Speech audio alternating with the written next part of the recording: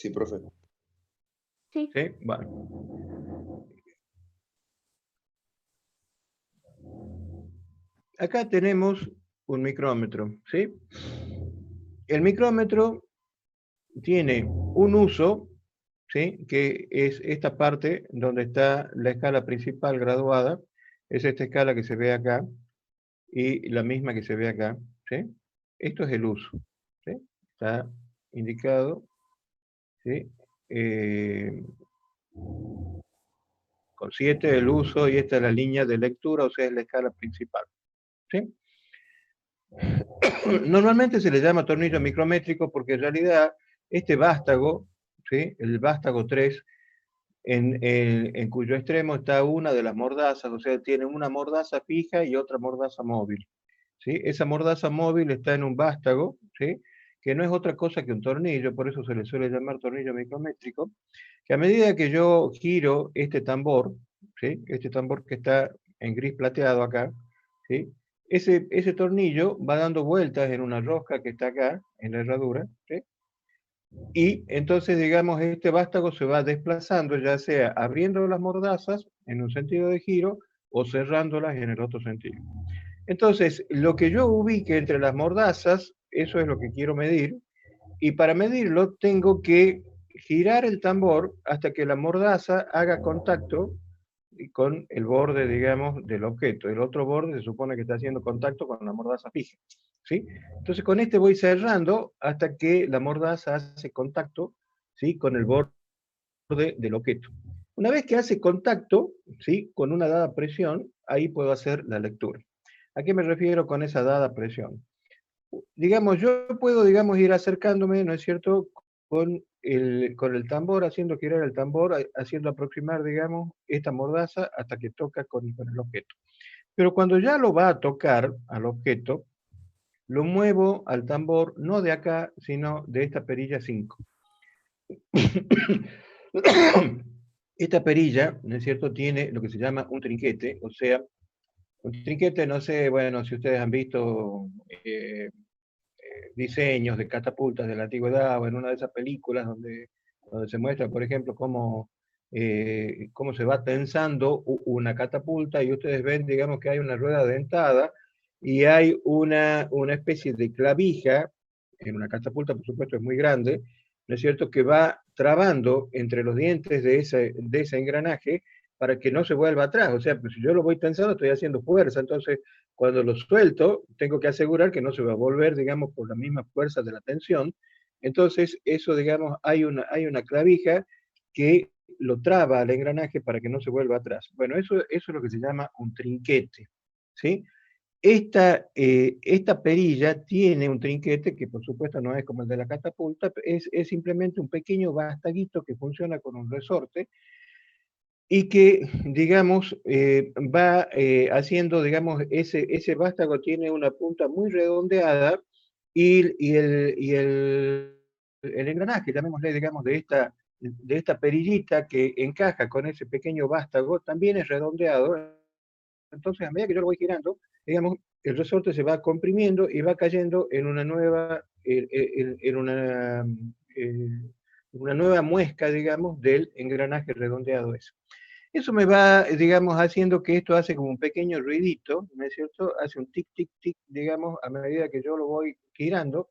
En realidad, digamos, cuando yo lo giro y esto todavía no ha tocado el objeto, no hace ningún ruido, ¿no es cierto? Porque, digamos, la fuerza con que ese pequeño vástago, con que el trinquete entra en la ruedita del engranaje, es lo suficiente como para que se pueda mover, ¿no es cierto?, sin que gire en falso.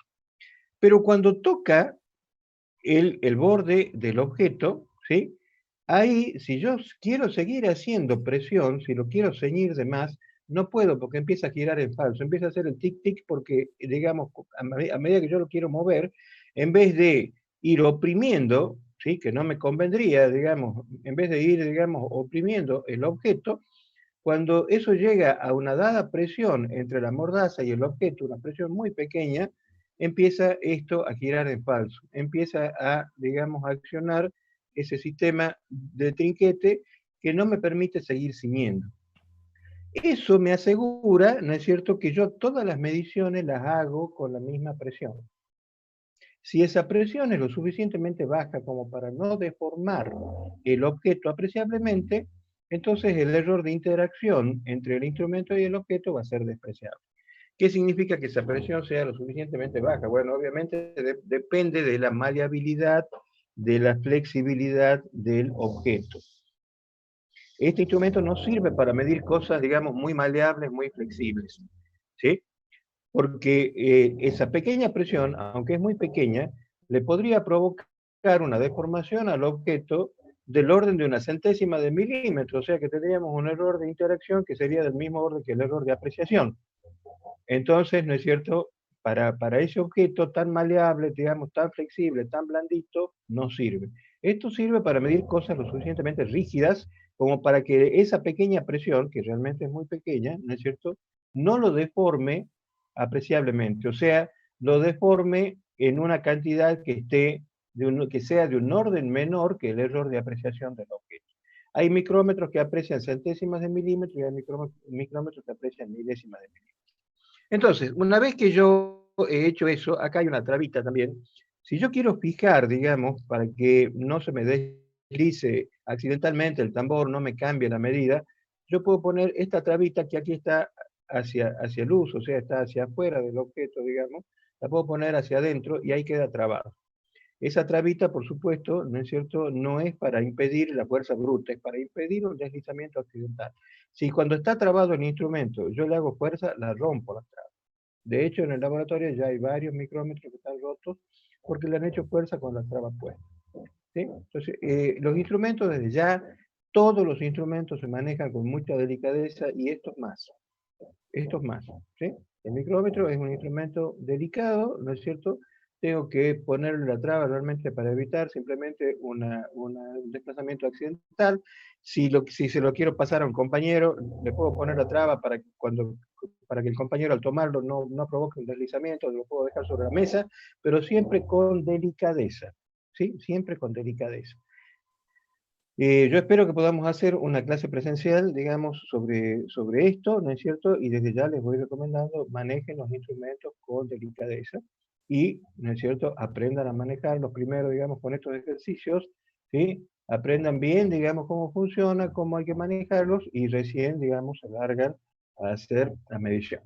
Bien, supongamos entonces que ya hemos hecho todo eso, que ya lo he aprisionado al objeto entre las mordazas, he movido esto y esto ha empezado a patinar, ha empezado a hacer el clic-clic, ya no me permite seguir ajustando, ya sé que tiene la presión con que tengo que medir, ¿sí? Si quiero le pongo la traba, si no, no es cierto, no es indispensable. Y ahora tengo que hacer la lectura. Lo primero que tengo que leer es esta escala que está acá en el uso. Esta escala está graduada en medios milímetros. En este caso particular, los milímetros enteros están marcados con trazos por encima de la línea de referencia, que es esta línea larga horizontal. Esta línea va a todo lo largo del uso. A medida que yo sigo, digamos, desplazando el tambor hacia la derecha, esta línea sigue y las graduaciones también siguen hasta un alcance que está en el orden de los 2,5 centímetros más o menos. Depende, por supuesto, de cada micrómetro, de cada modelo, ¿no es cierto? Pero más o menos andan en ese orden. O sea que el alcance de este instrumento es relativamente pequeño, pero la apreciación es muy buena. Eso yo ya les dije, normalmente hay una relación inversa entre alcance y apreciación. Los instrumentos muy sensibles tienen poco alcance y viceversa. Este es un instrumento de poco alcance, pero es muy sensible, tiene una apreciación muy chiquita, aprecia o bien centésimas de milímetro o bien milésimas. Entonces, lo primero que yo tengo que leer es la escala en el uso, que son los milímetros y los medios milímetros. En este modelo en particular, los trazos de milímetros enteros están arriba y los trazos de medio milímetro son estos, están abajo. Todos ven el cursor, ¿no? Todos ven lo que estoy señalando a medida que voy hablando, ¿no? Sí, sí. Bien. En este caso particular, por ejemplo, yo acá tengo una lectura que en la parte de arriba llega a 11 milímetros. Pero acá, ¿no es cierto?, yo veo que ya ha aparecido, ¿sí?, el trazo de los 11,5. Recién, digamos, está apareciendo y por eso se lo ve quizá un poquito tapado todavía, pero es claro que ya estoy midiendo 11 centímetros, 11 milímetros y medio. ¿Por qué? Porque fíjense que el 0 ha quedado por debajo de la línea de referencia. O sea que estoy unas centésimas por arriba de los 11,5. ¿Cuántas centésimas? Esas centésimas las cuento en el tambor. Este es el 0, 1, 2, 3, 4. ¿Sí? Entonces yo ahí tengo 11,5 más 0,04, eso me daría 11,54 milímetros. Esa es la forma de leer. ¿Sí? Veamos este otro caso. ¿Sí? Acá yo al revés tengo los milímetros enteros están por abajo y los medios milímetros están por arriba. ¿Sí? Acá yo tengo 2 milímetros. ¿Sí? Y fíjense, acá está apareciendo como el bordecito del trazo de 2,5. Eso hay que tener cierto criterio, cierto sentido común. ¿Por qué? Porque el trazo, lamentablemente, tiene que tener un dado espesor. ¿Sí? No hay trazos infinitesimales. El trazo tiene un dado espesor. Entonces, el centro del trazo, ¿sí?, está, digamos, coincidiendo con medio milímetro. Pero el borde del trazo puede empezar a aparecer antes de llegar, ¿sí?, a una cantidad, digamos, entera de medios milímetros. En este caso particular, yo estoy viendo el borde del trazo porque estoy muy cerca de 2,5 milímetros, pero todavía no he llegado a 2,5 milímetros. El hecho de que se vea el bordecito es porque, bueno, tiene un trazo, digamos, que tiene un dado espesor y tiene que empezar a aparecer antes de llegar exactamente a 2,5 milímetros. Pero en realidad lo que estoy leyendo acá es 2 milímetros y fíjense, acá está entre 45 y 46 centésimos. ¿Sí? Yo podría decir simplemente 45, si quiero puedo apreciar media división, ya hemos dicho que el error de apreciación lo puedo tomar como la apreciación o como la mitad de la apreciación.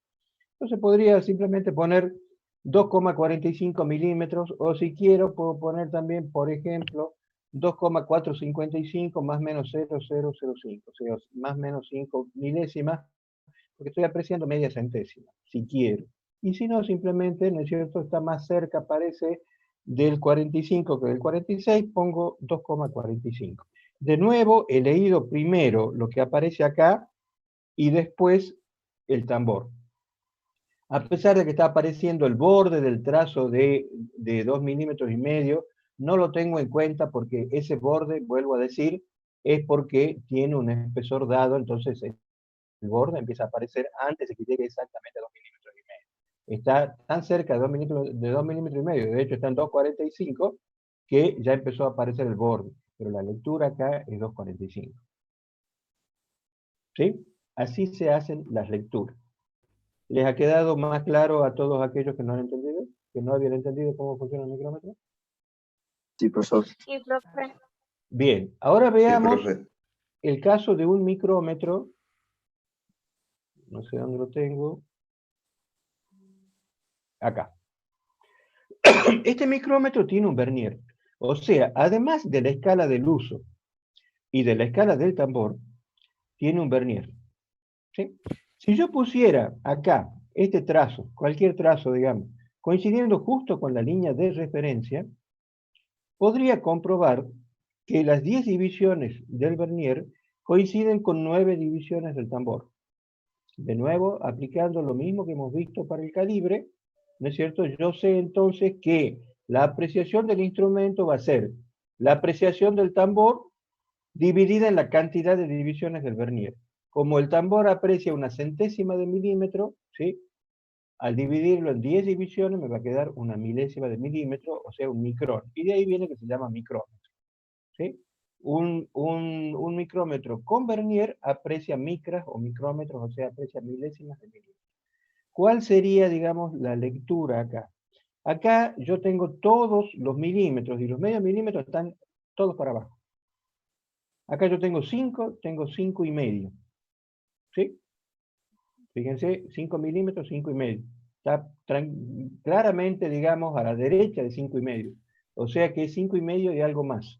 ¿Cuánto más? Bueno, este es el trazo 25, 26, 27, 28. Está entre el 28 y el 29. O sea que a los 5,5 le tengo que sumar 28 centésimos. Eso me da 5,78. Hasta ahí. Hasta ahí tengo 5,78 milímetros. Porque a los 5,5 le tengo que sumar 28. Y ahora tengo que saber cuánto es esta fracción. Y para eso me fijo en el vernier. Aquí también es una cuestión un poco de sentido común, más que de técnica, ¿sí? Porque no es claro, digamos, por la perspectiva. Fíjense que esto es un uso que es redondo, es cilíndrico, ¿no es cierto? O sea que esta superficie es redondeada, ¿sí? Y alguien podría decir, y bueno, yo veo que la que mejor coincide es la 9. Bueno, eso por la perspectiva, porque esto es redondo y porque lo estamos viendo, digamos que la foto está enfocada en esta zona, y esto por el enfoque, pues digamos por una cuestión de perspectiva, pareciera que está coincidiendo. Pero no, hay que tener un poquito de sentido común, ¿sí? En realidad, fíjense, no podría ser nunca 9, porque eso significaría que estaría llegando al 29, que sería una fracción muy próxima a un número redondo ya, y no, está apenas, digamos, corrida del 28. ¿Sí? Entonces, la que mejor coincide es esta, es la 3. Que no se la ve por la perspectiva como perfecta la coincidencia, pero la que mejor coincide es la 3. Entonces yo tengo que decir 5,5 más 28 centésimas más 3 milésimas. Eso me da 5,783. ¿Está claro, chicos? Sí, profe. Bueno, tengan entonces ese criterio, ese sentido común para fijarse un poco en las coincidencias, ¿sí? Bueno, yo les había dicho, supongo que ya está Franco, no lo he visto entre los participantes. ¿Estás ahí, Franco? Y aquí estoy. Bueno, haceme acordar, porque no me acuerdo si les he dicho a los chicos que había una nota de concepto o no. Si la clase pasada les he dicho eso o no. Creo que sí. Bueno, No sé. eh, les voy a dar el beneficio de la duda, chicos, por esta clase, y por esta clase no les voy a poner nota de concepto, ¿sí? Pero a partir de la clase que viene, porque no sé si les he enfatizado bien eso, a partir de la clase que viene, yo todas las clases les voy a hacer preguntas, me reservo el derecho de hacerles preguntas, sobre todo cuando les haya dado material para leer, para estudiar, ¿sí? Y voy a ir anotando el que me contesta bien, el que me contesta mal, y por favor, el que no haya estudiado, no trate de simular que ha estudiado, ni entremos en esos subterfugios. Directamente me dice, no, mira, profesor, no he leído, no he podido, ¿no es cierto? Y bueno, ¿no es cierto? Tendrá, digamos, una nota menos, digamos, por así decirlo, que no llega a ser ni un punto ni nada por el estilo, en el concepto. ¿Para qué sirve ese concepto? Bueno, ese concepto está dado fundamentalmente, justamente por el cumplimiento en las tareas que yo les encomiendo. Pero también está dado por la puntualidad, por la asistencia, ¿sí? Por la participación en clases, ¿sí? Eso no significa que para hacer conceptos van a empezar a hacer un montón de preguntas en las clases de consulta, nada por el estilo. Yo me doy cuenta quién es el alumno que lleva la materia y el que no lleva la materia, ¿sí? Pero, ¿no es cierto? Y les voy a ir haciendo preguntas en las clases, y el que no haya estudiado, o el que, digamos, haya estudiado tan mal que directamente no conteste una bien, ¿sí? Bueno, esa persona va a tener, ¿no es cierto?, un pequeño demérito en su concepto, y el que conteste bien, por supuesto, va a tener un mérito en su concepto, y eso va a ir sumando al final. ¿Para qué sirve al final? Puede servir, entre otras cosas, a aquellos que les falten centésimas para llegar a eximirse, para llegar a aprobar, les puede sumar esas centésimas. De hecho, a veces, ¿no es cierto?, ha llegado a sumar incluso más de un punto, esa nota de concepto. Chicos que de pronto en las evaluaciones no les fue tan bien y el promedio no les daba para aprobar, pero tenían buen concepto y aprobaron por ese buen concepto. O sea, que esas centésimas que les faltaba para llegar a la nota de aprobación, o ese punto que les faltaba para llegar, lo obtuvieron por concepto. Entonces, ¿no es cierto? Después no vengan a decirme por qué a fulanito le redondeó para arriba y a mí no. Bueno, fulanito tenía buen concepto y usted no. ¿Sí? Entonces, por ahora no les voy a poner esa nota, a pesar de que les había dado material, ¿sí? Por ahora no les voy a poner, lo mismo les voy a hacer preguntas, pero no va a incidir, digamos, en esa nota. Pero a partir de la clase que viene, ¿sí? El que no sepa contestar, el que yo me dé cuenta que no ha estudiado, todo lo demás, ¿sí? Cuando le haga preguntas y no sepa o no ha estudiado, ¿sí? Tiene una nota de concepto amenguada. Y por eso les voy a pedir también, para no ser injusto, para que sea todo bien claro, las consultas me las hacen antes de que yo empiece a hacer las preguntas. ¿Sí? No me venga, ay, no las sé contestar porque eso es justo, era lo que le iba a consultar. No, tendría que haberme hecho antes de que yo empiece a hacer las preguntas. ¿Sí? Todo lo que quedó en duda, me lo preguntan antes. Y así funciona la cosa. ¿Sí? Una materia se va llevando día a día, semana a semana. ¿Sí? No caigan en el error, ¿no es cierto?, de dejarse estar, ¿sí?, de no estudiar, de no hacer el seguimiento día a día y creer, ¿sí?, que 2 días antes de la evaluación van a aprender lo que no han aprendido durante 2 meses. No, no es así, no funciona así. ¿Sí? Entonces, acá estamos en el día a día y yo voy a controlar ese día a día. Bueno, tenían que leer este archivo, ¿sí? Tenían que ver un video, que creo yo que he sido bastante claro en el video. No sé si alguien quiere hacerme alguna consulta, ¿sí?, sobre todo lo que digo sobre calibre en el video, también puede hacérmela. ¿Sí? ¿Quieren hacer alguna consulta sobre eso? Yo, profesor, ¿me escucha? Sí, Bien. Usted en el video hablaba del calibre Vernier, referido al calibre Vernier en mi pregunta. sí. Y hablaba de divisiones. Hablaba de 20 divisiones, 50 divisiones y Sí. otra. Yo quisiera saber, cuando vea el instrumento, reconocer cuánto, digamos, tiene de medición ese instrumento. En el caso Vernier, ¿no? Y bueno, eso simplemente tiene que contar las divisiones.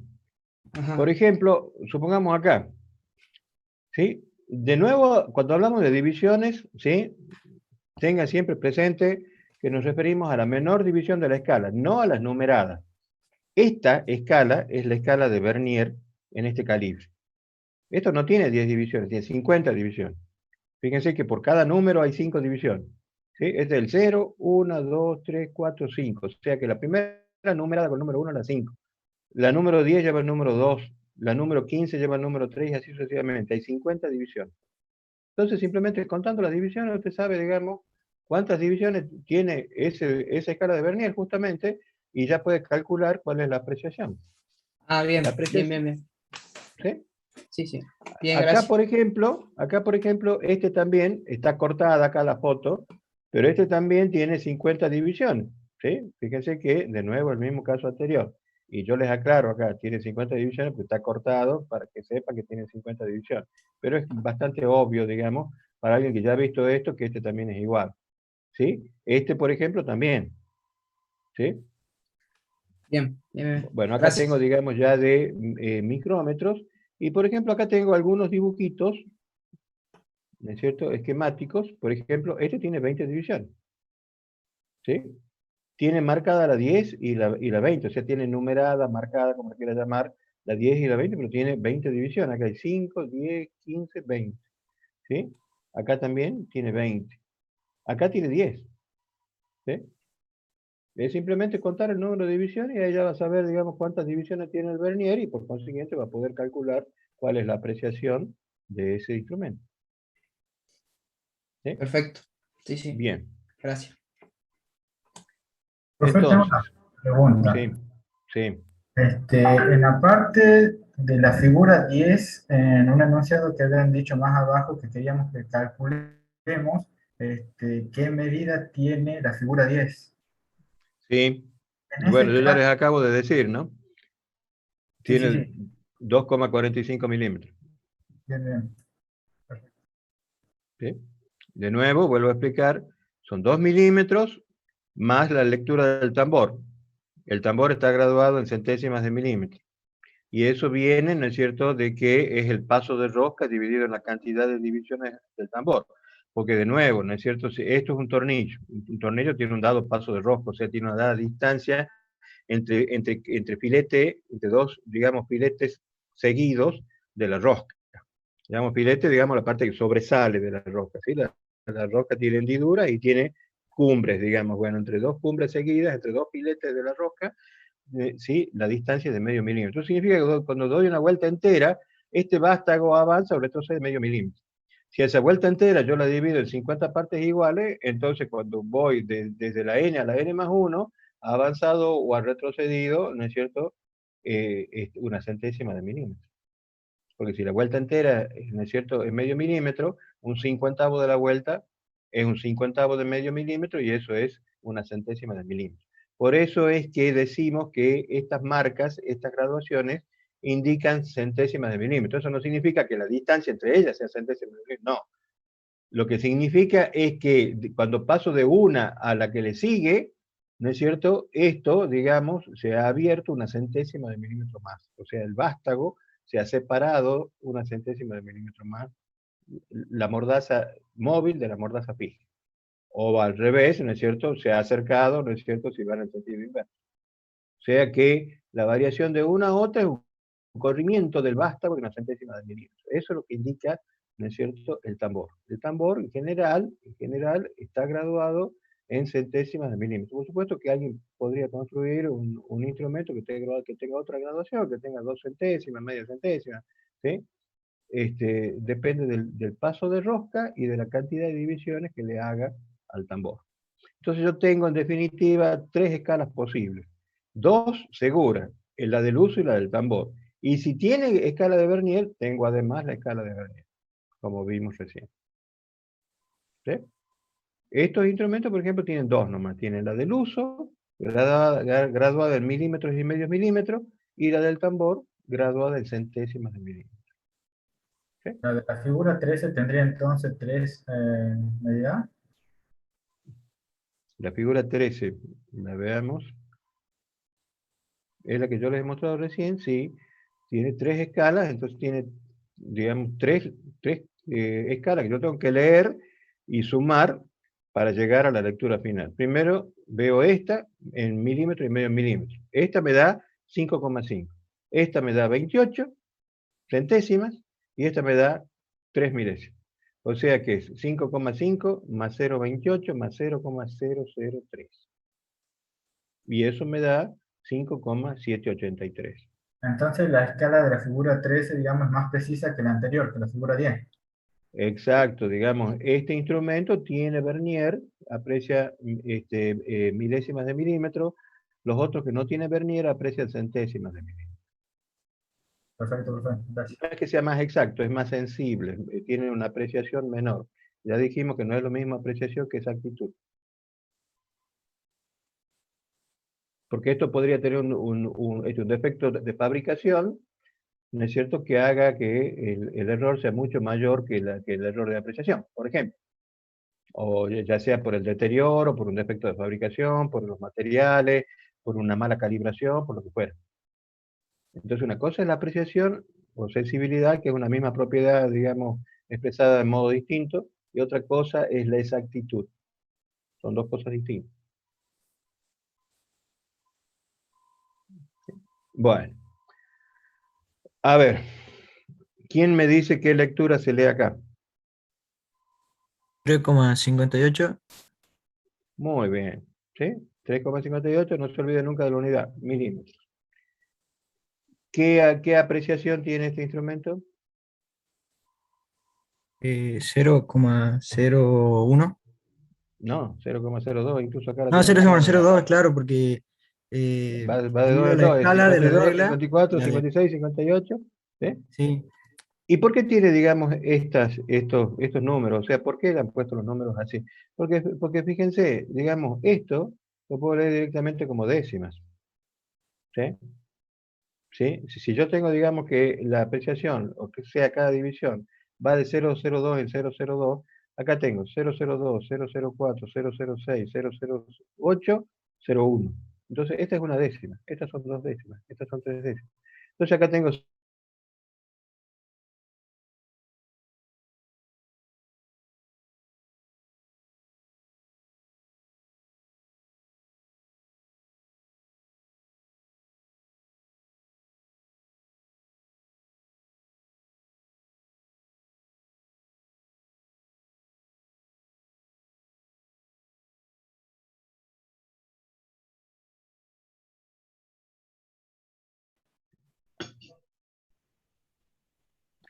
voy a compartir pantalla de nuevo. Bien.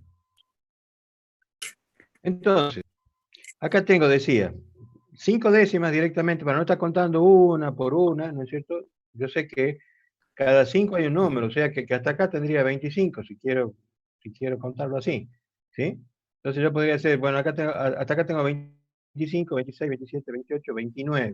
29 por 002, ¿sí? Eso es lo que me da, ¿no es cierto?, el 0,58. O directamente podría decir, hasta acá tengo 5 décimas. 5,2, 5,4, 5,6, 5,8.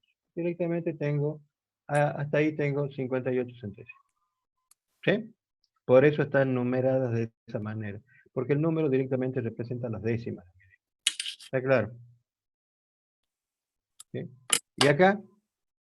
¿Qué lectura tengo? 18,74. ¿Cómo? 18,74. Eso. 18,74. Muy bien, muy bien. ¿Y acá? 7,77. Eso. Muy bien, perfecto. ¿Y acá? No 22, contesto siempre el mismo, ¿no? 76. 22,76. 77. 77. 77, sí. Bien, perfecto. Bueno, chicos, veo que han leído, han entendido, ¿sí? Eso me conforma, me satisface, ¿sí? ¿Alguien quiere hacer alguna otra pregunta sobre esto? ¿Algo que no le haya quedado del todo claro?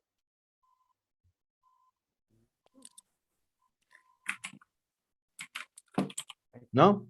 ¿Todo tiene claro? Bueno, Profesor, espere. Depende la apreciación entonces. Por las dudas, ¿podemos ver la figura 14? Quiero sí. ver usted cuál diría que es, digamos, la lectura. Porque para mí Bueno, era mire, fíjese que 18,74. esta es lo mismo que esta, ¿sí? Yo realmente no me di cuenta, puse la misma, ¿sí? Esta es la misma que esta. Por supuesto, no es cierto que esto también tiene un cierto grado, cuando digamos hay tantas divisiones, ¿no es cierto? De pronto alguien dice, bueno, para mí la que mejor veo que coincide es esta, y otro dice, bueno, no, para mí es la que le sigue o es la que está antes. Bueno, ¿sí? Hay cierto grado, digamos, hay ciertos grados de subjetividad, digamos, de imprecisión, entre que uno capaz que ve que la que mejor coincide, así como ver, es la N, y otro cree que es la N más 1. 70, 18, 73. No, 73 no puede ser nunca, tiene que ser un número par, porque van de 2 centésimos en 2 centésimos. Y bueno, mi duda era esa, porque vio usted que se puede confundir uno con el otro, de decir, puede ser 74, Bueno, 76. entonces está Ese entre, yo puedo sería decir, o es 72, o es 74, o es 76. ¿Sí? Más o menos Profe, están ¿sería correcto escribirlo como poner 18,72 más menos 0,4? No, no, tanto como Más o eso menos no. 0,2. Yo en todo caso podría, en el peor de los casos, yo podría poner, por ejemplo, 18,74 más menos 0,02. Eso. Ah, bien, ¿Sí? gracias, profe. Eso. Porque o es esta, o es esta, o es esta. O sea, o es la 2, o es la Ahí 4, entre o es la dos, 6. digamos, no se va tan al mambo. No hay tanto error de margen. ¿Eh? O bien, si usted cree que, digamos, está entre estas tres, bueno, toma la del medio, ¿no es cierto? Y siempre acota con una apreciación. Acá no tiene sentido acotar con media apreciación porque justamente ya estamos en incertidumbre en el orden de la apreciación. Entonces, digamos, acá acotamos, el error de apreciación es la apreciación misma. Acá, digamos, lo más técnico y más, digamos, seguro sería, ¿sí? 18,74 más menos 0,02. O sea que está entre 72 y 76. Y, digamos, el punto que usted indica del intervalo en medio es 74. ¿Y ese error se llama error de apreciación o sería un error sistemático? No, ese es error de apreciación.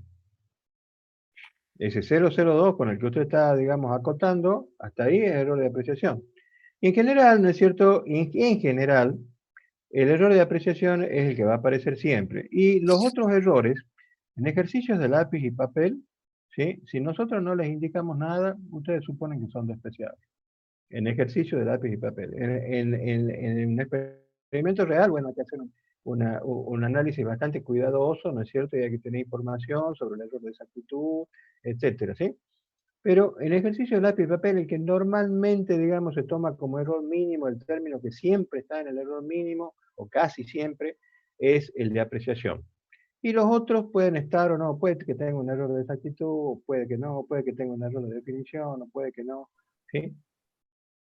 El único caso, que ya lo vamos a ver más adelante, en que en realidad, bueno, no es el único caso, hay varios casos, ¿sí? Pero, por ejemplo, cuando uno hace una medición de tiempo, con un cronómetro a pila, con un cronómetro digital, o simplemente un cronómetro a pila, más bien digamos digital, la apreciación del cronómetro es de una centésima de segundo, pero el tiempo de reacción de la persona es de un orden mayor. Es tranquilamente 10 veces mayor, es del orden de una décima de segundo. Entonces ahí el error de apreciación es despreciable frente al tiempo de reacción. Ese es un caso, digamos, que es poco habitual, en que el error de apreciación no es el más importante.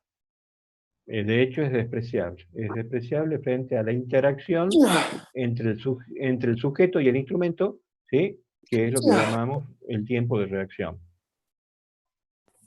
Y por ejemplo, otro caso también, ¿no es cierto? Que eso también se lo puede regular en las balanzas, ¿sí? Ustedes tienen que, hay balanzas en el laboratorio que aprecian hasta 10 milésimas de gramo. Sin embargo, el fabricante mismo dice que esa última cifra solo sirve para redondear, ¿sí? Y de hecho uno la puede setear a la balanza para que automáticamente haga el redondeo. O sea que el error mínimo es de una milésima de gramo. Por más que aprecie hasta las 10 milésimas, esa última cifra no sirve. O sea, solo sirve para redondear. Porque digamos que la suma de la exactitud más la apreciación está en el orden de las milésimas.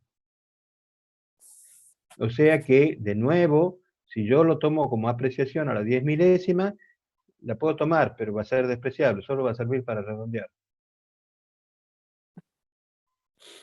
¿Está claro?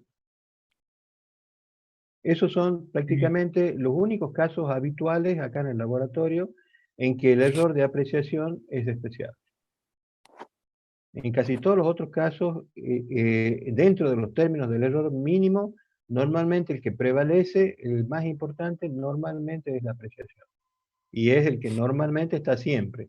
Y los otros pueden o no estar, porque puede ser que la exactitud sea despreciable, que el objeto esté bien definido y no tenga error de definición, o sea despreciable, y así sucesivamente.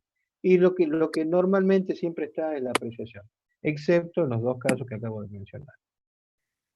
Bien. ¿Alguna otra pregunta, chicos? ¿No? Bueno, voy a cerrar esto. Ahora vamos a empezar con el tema de la segunda clase, ¿sí? Que es el concepto de probabilidad. Vamos a ver este tema, ¿sí? Realmente no he tenido la precaución de fijarme si ya está, creo que ya está en el aula virtual el enunciado. Ya lo pueden bajar y ya pueden ir contestándolo, pero eso lo van a hacer por comisión, ¿sí? Si quieren, al final de la clase se pueden quedar un ratito entre ustedes y con el ayudante o con Franco o quien de ellos dos, digamos, se quiera quedar, ¿no es cierto?, para formar las comisiones y ya ir diciéndoles a ellos cuáles son las comisiones. Las comisiones van a ser de 4 alumnos y se los deja a ustedes que ustedes se agrupen como ustedes quieran con los compañeros que quieran trabajar, ¿sí? Una vez, ¿no es cierto?, que se han comunicado entre ustedes y han quedado de acuerdo 4 personas para integrar una comisión, le avisan a Franco y le avisan a Javier que, discúlpame Javier, me olvidé de decirles, tenemos un nuevo docente en el grupo, que es el señor Javier Bravo, ¿sí? Que también forma parte entonces, digamos, del grupo docente de este turno, ¿no es cierto? También le pueden hacer consultas a él ya les va a dar su dirección de correo. Yo personalmente les vuelvo a decir, no uso celular, no tengo WhatsApp, pero si ustedes quieren armar grupos de WhatsApp con Franco Medina y con Bravo, ¿sí? Con Javier, lo pueden hacer. Lo pueden hacer, ¿no es cierto? Quizá eso les sirva para comunicarse más rápido, para darle, digamos, hacerles consultas o indicarles si no han formado las comisiones, ¿sí? Como ustedes quieran. Yo Lamentablemente esas tecnologías, esas cosas no las manejo, no uso celular y ya estoy bastante grandecito como para empezar a aprender esas cosas que sinceramente ni me interesan. El modo de comunicarse conmigo es por mail.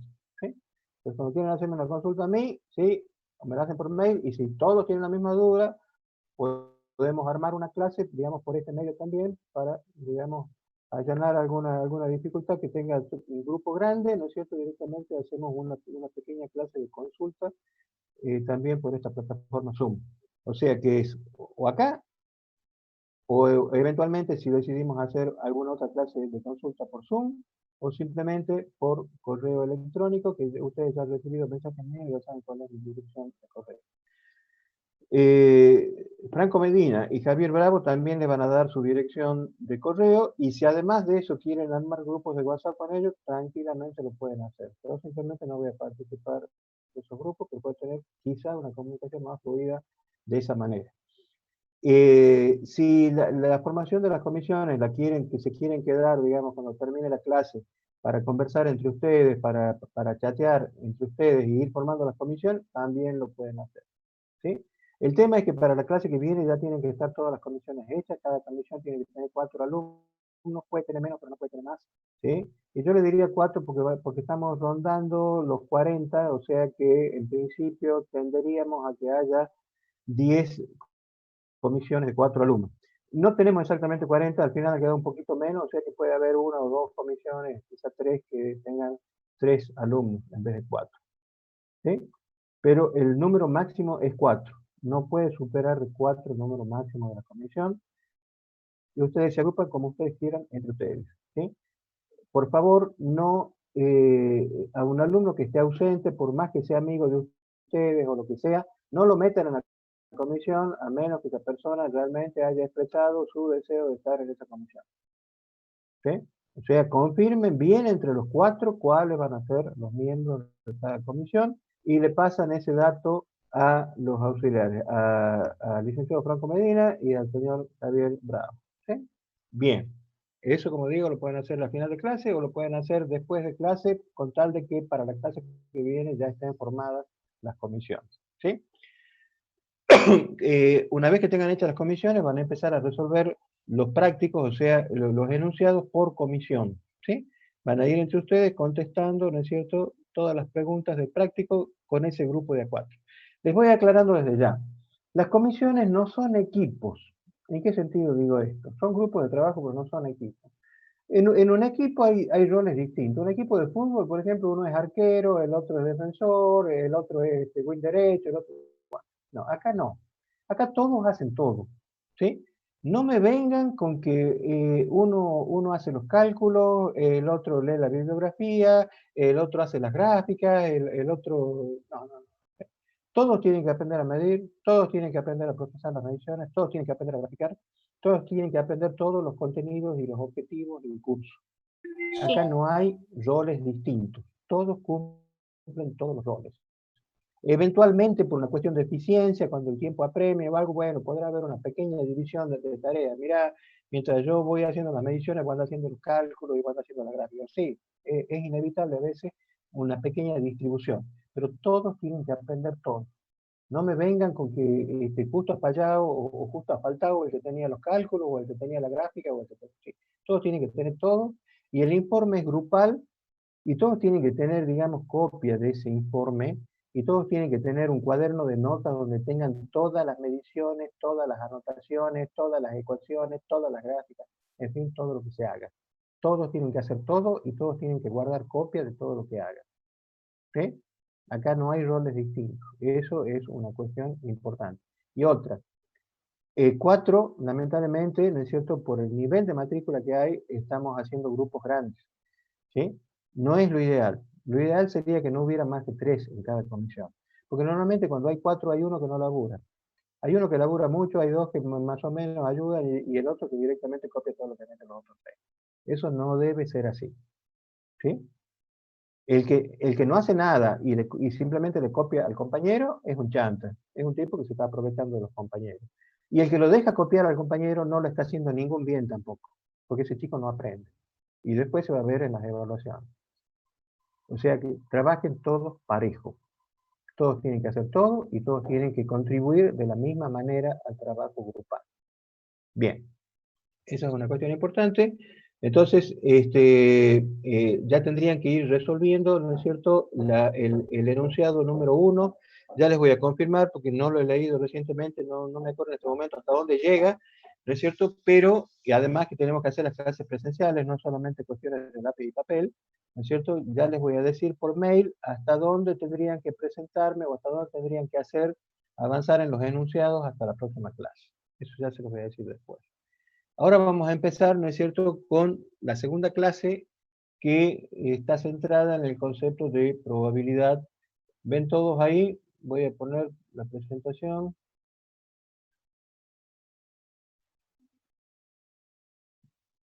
Bueno, ¿ven todos ahí? Sí. Bien. Entonces, todo lo que estamos viendo ahora, como les dije en la clase pasada, son mediciones directas, o sea, son cosas que uno mide directamente con un instrumento. Después las indirectas, en realidad, se les llama así a los cálculos que uno hace a partir de las mediciones directas. Pero dentro del procesamiento de los datos directos, de los datos medidos directamente, ¿sí? Normalmente, digamos, se miden varias veces la misma medición y se hace un procesamiento con esas mediciones, ¿sí? Y eso es lo que vamos a ver ahora. Entonces, lo que vamos a desarrollar es el concepto de probabilidad, la distribución de probabilidad gaussiana, ¿sí? Cómo se procesa una serie de mediciones y cuáles son los cálculos que se hacen para obtener el mejor valor, y algunos parámetros, ¿sí? Como ser la desviación estándar, el error cuadrático medio y la cota del mejor valor, ¿sí? Y también eventualmente cómo se calcula la cantidad de mediciones necesarias en función de los resultados que hayan dado estos parámetros. Los objetivos, por supuesto, van a adquirir los conceptos fundamentales, aprender a procesar una serie de mediciones para obtener un mejor valor acotado, o sea, siempre acá todo problema, todo práctico, digamos, del tema que sea, de mecánica, de lo que vieran, ¿sí? Normalmente está encaminado a obtener un resultado acotado. Es una M más o menos un delta de M y las unidades, ¿sí?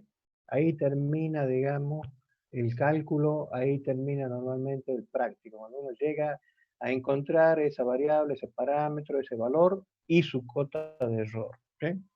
Y aprender a calcular la cantidad de mediciones necesarias, ¿sí?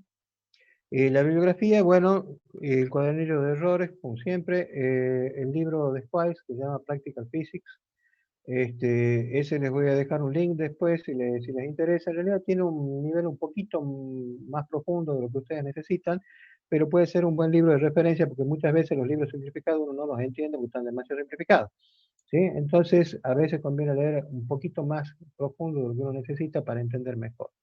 El Practical Physics es un libro muy bueno, lamentablemente está en inglés, no tengo traducción en castellano. Y por supuesto los materiales que les proveamos en el aula virtual y el que yo personalmente les pueda dejar en algún link, como por ejemplo este libro o un video o cualquier otra cosa. Bueno, ¿alguno de ustedes ha hecho algún curso donde hayan visto el concepto de probabilidad? ¿Ninguno? Va. A ver, si yo dijera, yo tiro una moneda, revoleo una moneda, ¿sí? ¿Qué probabilidad hay de que caiga cara? 1 en 2. 50%. ¿Ah? Casi 50%. casi 50%. ¿Cómo? ¿Cómo? ¿Alguien ha contestado otra respuesta? Casi 50%. 50%. 50% también creo que se podía decir como 50-1. No, 50-1 no, sería 50% o 1 en 2, más o menos, que es lo mismo, una probabilidad en 2, sí, que eso da 50%. Bueno, normalmente, digamos, uno coloquialmente, digamos, habitualmente expresa la probabilidad como porcentaje y eso está bien, e incluso se usa técnicamente, ¿no es cierto? Es un uso común, pero matemáticamente la probabilidad varía entre 0 y 1, o sea que una probabilidad de 50% es una probabilidad de 0,5, que es justamente lo que da 1 en 2.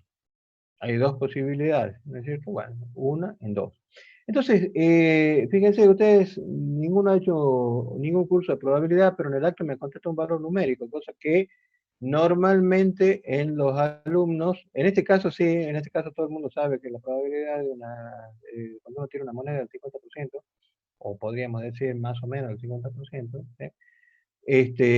Pero normalmente cuando uno hace una pregunta a un alumno, casi siempre, ¿sí? Ante la menor duda, dan una respuesta ambigua, dan una respuesta, digamos, cualitativa. Acá en el acto, el 50% una respuesta numérica. Entonces, ¿qué operación han hecho para llegar a ese valor numérico? Porque tiene dos caras la moneda. Ajá. Entonces, ¿cuál es la operación matemática que ha hecho? Y dos caras son el 100% y una va a ser el 50%. Muy bien. Bien. Bien. Entonces ven que intuitivamente, ¿no es cierto?, tienen el concepto de probabilidad. Matemáticamente se define la probabilidad de un suceso A como el número de casos en que ocurre A sobre el número total de casos. Tal como acaba de explicar muy bien su compañero, el número total de casos es 2. O puede ser cara o puede ser sello. ¿Sí? Y el número de casos que corresponde a A es uno solo. Entonces, 1 dividido en 2 me da la probabilidad de A. La probabilidad de que salga cara es una sola cara, un solo lado de la moneda es cara, y la moneda tiene dos lados, es 2, entonces 1 dividido en 2, eso me da 0,5, eso es la probabilidad de A. Es lo que decimos el 50% habitualmente. ¿Sí? Y yo digo, ¿son realmente los únicos resultados posibles? Alguien podría decir, y si se da en una de esas, que sería muy raro, pero no es imposible, que caiga de canto, bueno, ahí ya hay 3 resultados posibles. ¿Sí? Pero en general, fíjense que el concepto de probabilidad conlleva que el espacio muestral, o sea, la cantidad de casos, ¿sí?, posibles, muchas veces está definido por el mismo usuario. Pues yo puedo decir, no, si cae de canto, sí, podrían ocurrir varias cosas. También podría ocurrir que la moneda se pierda. Y quién sabe qué es lo que ha salido. Son todos resultados posibles. Pero en ese caso, lo repito, el experimento. O sea que para mí solamente hay 2 resultados posibles, o cara o sello. Cualquier otra cosa, si la moneda se pierde, si cae de canto, si pasa un pájaro y se lo lleva, lo que fuera, ¿no es cierto? Eso lo considero como un caso inexistente. ¿Sí? Entonces, el espacio muestral, en definitiva, es definido por el usuario. ¿Sí? O sea, el número total de casos. Eso en los fenómenos en que hay un número total de casos. Acá es claro. Y además lo definimos habitualmente. Hay 2 posibilidades, cara o sello. ¿Sí? Pero ¿qué pasa si nosotros no conocemos el número total de casos? ¿Sí? ¿Qué pasa si yo digo, no sé, por ejemplo, digamos, imaginemos que en una bolsa opaca, o sea, no en una bolsa transparente ni nada, en una bolsa opaca, yo pongo un montón de bolillas, ¿sí? Y hay bolillas azules y bolillas rojas, ¿sí? Yo no les digo cuántas rojas y cuántas azules hay. Y les digo, metan la mano sin ver dentro de la bolsa, metan la mano, ¿no es cierto? Y saquen una bolilla al azar. Y yo digo, ¿qué probabilidad hay de que esa bolilla sea roja? Bueno, si ustedes no saben cuántas rojas y cuántas azules hay, no pueden decirme qué probabilidad hay. Pero muchas veces uno se enfrenta con sucesos así en que no sabe cuáles son el número total de casos, ni cuáles son los casos en que ocurre, cuál es el número total de casos en que ocurre el suceso que uno está calculando la probabilidad. Entonces, en ese caso, uno tiene que ir haciendo muestreos, ir, digamos, sacando bolillas, por ejemplo, ¿sí? Y entonces, la probabilidad, cuando uno no tiene un número total o no conoce el número total de casos, va a ser el límite, ¿sí?, para una cantidad de casos observados infinita del número total de casos en que aparece, en que sucede ese fenómeno, en que sucede ese suceso, valga la redundancia, en que ocurre ese suceso. Entonces, la probabilidad también se puede definir como el límite de n total de observados tendiendo a infinito del número de casos observados sobre el número total, del número de casos en que aparece el suceso, en que ocurre el suceso sobre el número total de casos observados. En el caso de las bolillas, yo tendría que sacar muchas bolillas, ¿sí?, muchas veces, ¿sí?, y ver qué proporción de rojas hay en el total o qué proporción de azules hay en el total, ¿sí? Entonces, digamos, si yo, por ejemplo, he sacado 100 bolillas, supongamos, que la bolsa tenga un montón, que tenga miles y miles de bolillas, ¿sí? Si yo he sacado 100 bolillas y el 10% es roja, el 10% del total es roja, yo puedo ya ir prefigurando, ¿no es cierto?, que a medida que siga aumentando el número de casos, más o menos se va a ir manteniendo esa fracción relativa, ¿sí? Y cuando el número total de casos observados tiende a infinito, la probabilidad va a ser muy cercana a un décimo, o sea, al 10%. Porque si en 100 bolillas había 10 rojas, ¿sí? Y bueno, me está indicando que la probabilidad más o menos es de 1 en 10. O sea, la probabilidad de nuevo, en un caso así, va a ser el límite del número de total de casos observados tendiendo a infinito, del cociente entre el número de casos en que aparece el suceso, en que ocurre el suceso, sobre el número total de casos observados. Eso es cuando no se conoce el número total de casos posibles, ¿sí? Que es muchas veces en muchos Profesor, fenómenos, en muchos experimentos. Sí. Sí. algo dividido en un número tan grande no tiene a cero. ¿Cómo? Eso no tiene a Repite, por cero favor. si está sobre infinito. No, digamos, acá ninguna de las dos cosas tiende a cero, digamos, a medida que va aumentando el número total de casos observados, también va a ir aumentando el número total de casos observados, digo bien, también va a ir aumentando el número de casos en que aparece el suceso. Si, por ejemplo, el suceso es la probabilidad de que la bolilla salga roja, a medida que usted aumenta el número de bolillas que saca, va a ir aumentando también el número de rojas que van apareciendo. Aunque esto tiende a infinito, ¿sí? El cociente va a tender a una dada proporción. Y cuantas más bolillas, digamos, usted saque, con más precisión va a poder calcular esa proporción o esa probabilidad. ¿Sí? ¿Está claro? Bueno. Entonces, a ver, consideremos ahora la probabilidad, ¿sí? La distribución de probabilidad. Y esta distribución es justamente la probabilidad en función de los resultados, digamos, ¿sí? Eso es lo que se llama distribución de probabilidad. La distribución de probabilidad al tirar un dado, ¿sí? Si yo tiro un dado tiene 6 caras, es un cubo, ¿no es cierto? Tiene 6 caras. Y tiene cada cara marcada con un punto, con un puntaje. Tiene el 1, el 2, el 3, el 4, el 5 y el 6. ¿Sí? Entonces yo ahora digo, ¿cuál es la probabilidad de que al tirar un dado salga 4? 2 sobre 6. ¿Cómo? 1 en 6. 1 en 6. Muy bien, ¿no es cierto? Porque de nuevo, ¿sí? El número total de casos en que ocurre 4 es uno solo. Una sola cara tiene el número 4. Y el número total de casos es 6. Hay 6 caras. O sea, hay 6 caras de las cuales una sola corresponde al número 4. Entonces, yo tengo 1 en 6, eso me da una probabilidad de 1/6. ¿Sí? Muy bien. ¿Y qué pasa ahora si yo digo tirar 2 dados? Pero ahora tengo que redefinir un poco qué es lo que quiero, digamos, calcular.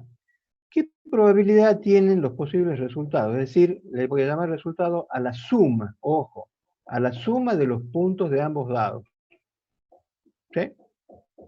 Entonces, si yo dijera, por ejemplo, ¿qué probabilidad hay, ¿sí?, de que salga 7? De que la suma de los dos dados sume 7. Ahí tendría que buscar, digamos, toda la sumatoria que en 7, por ejemplo, 4 más 3, 6 más 1, 5 más 2 y así, ¿verdad? Muy bien. Esas Muy bien. serían Eso serían las combinaciones que entonces, hay entre los dos lados. bien, sí, es más o menos lo mismo que está diciendo su compañero, sí. Yo tengo que ver cuáles son, digamos, los resultados, ¿no es cierto?, que en lo que se cumple el suceso. El suceso salió 7. Entonces, ¿qué resultados, ¿no es cierto?, en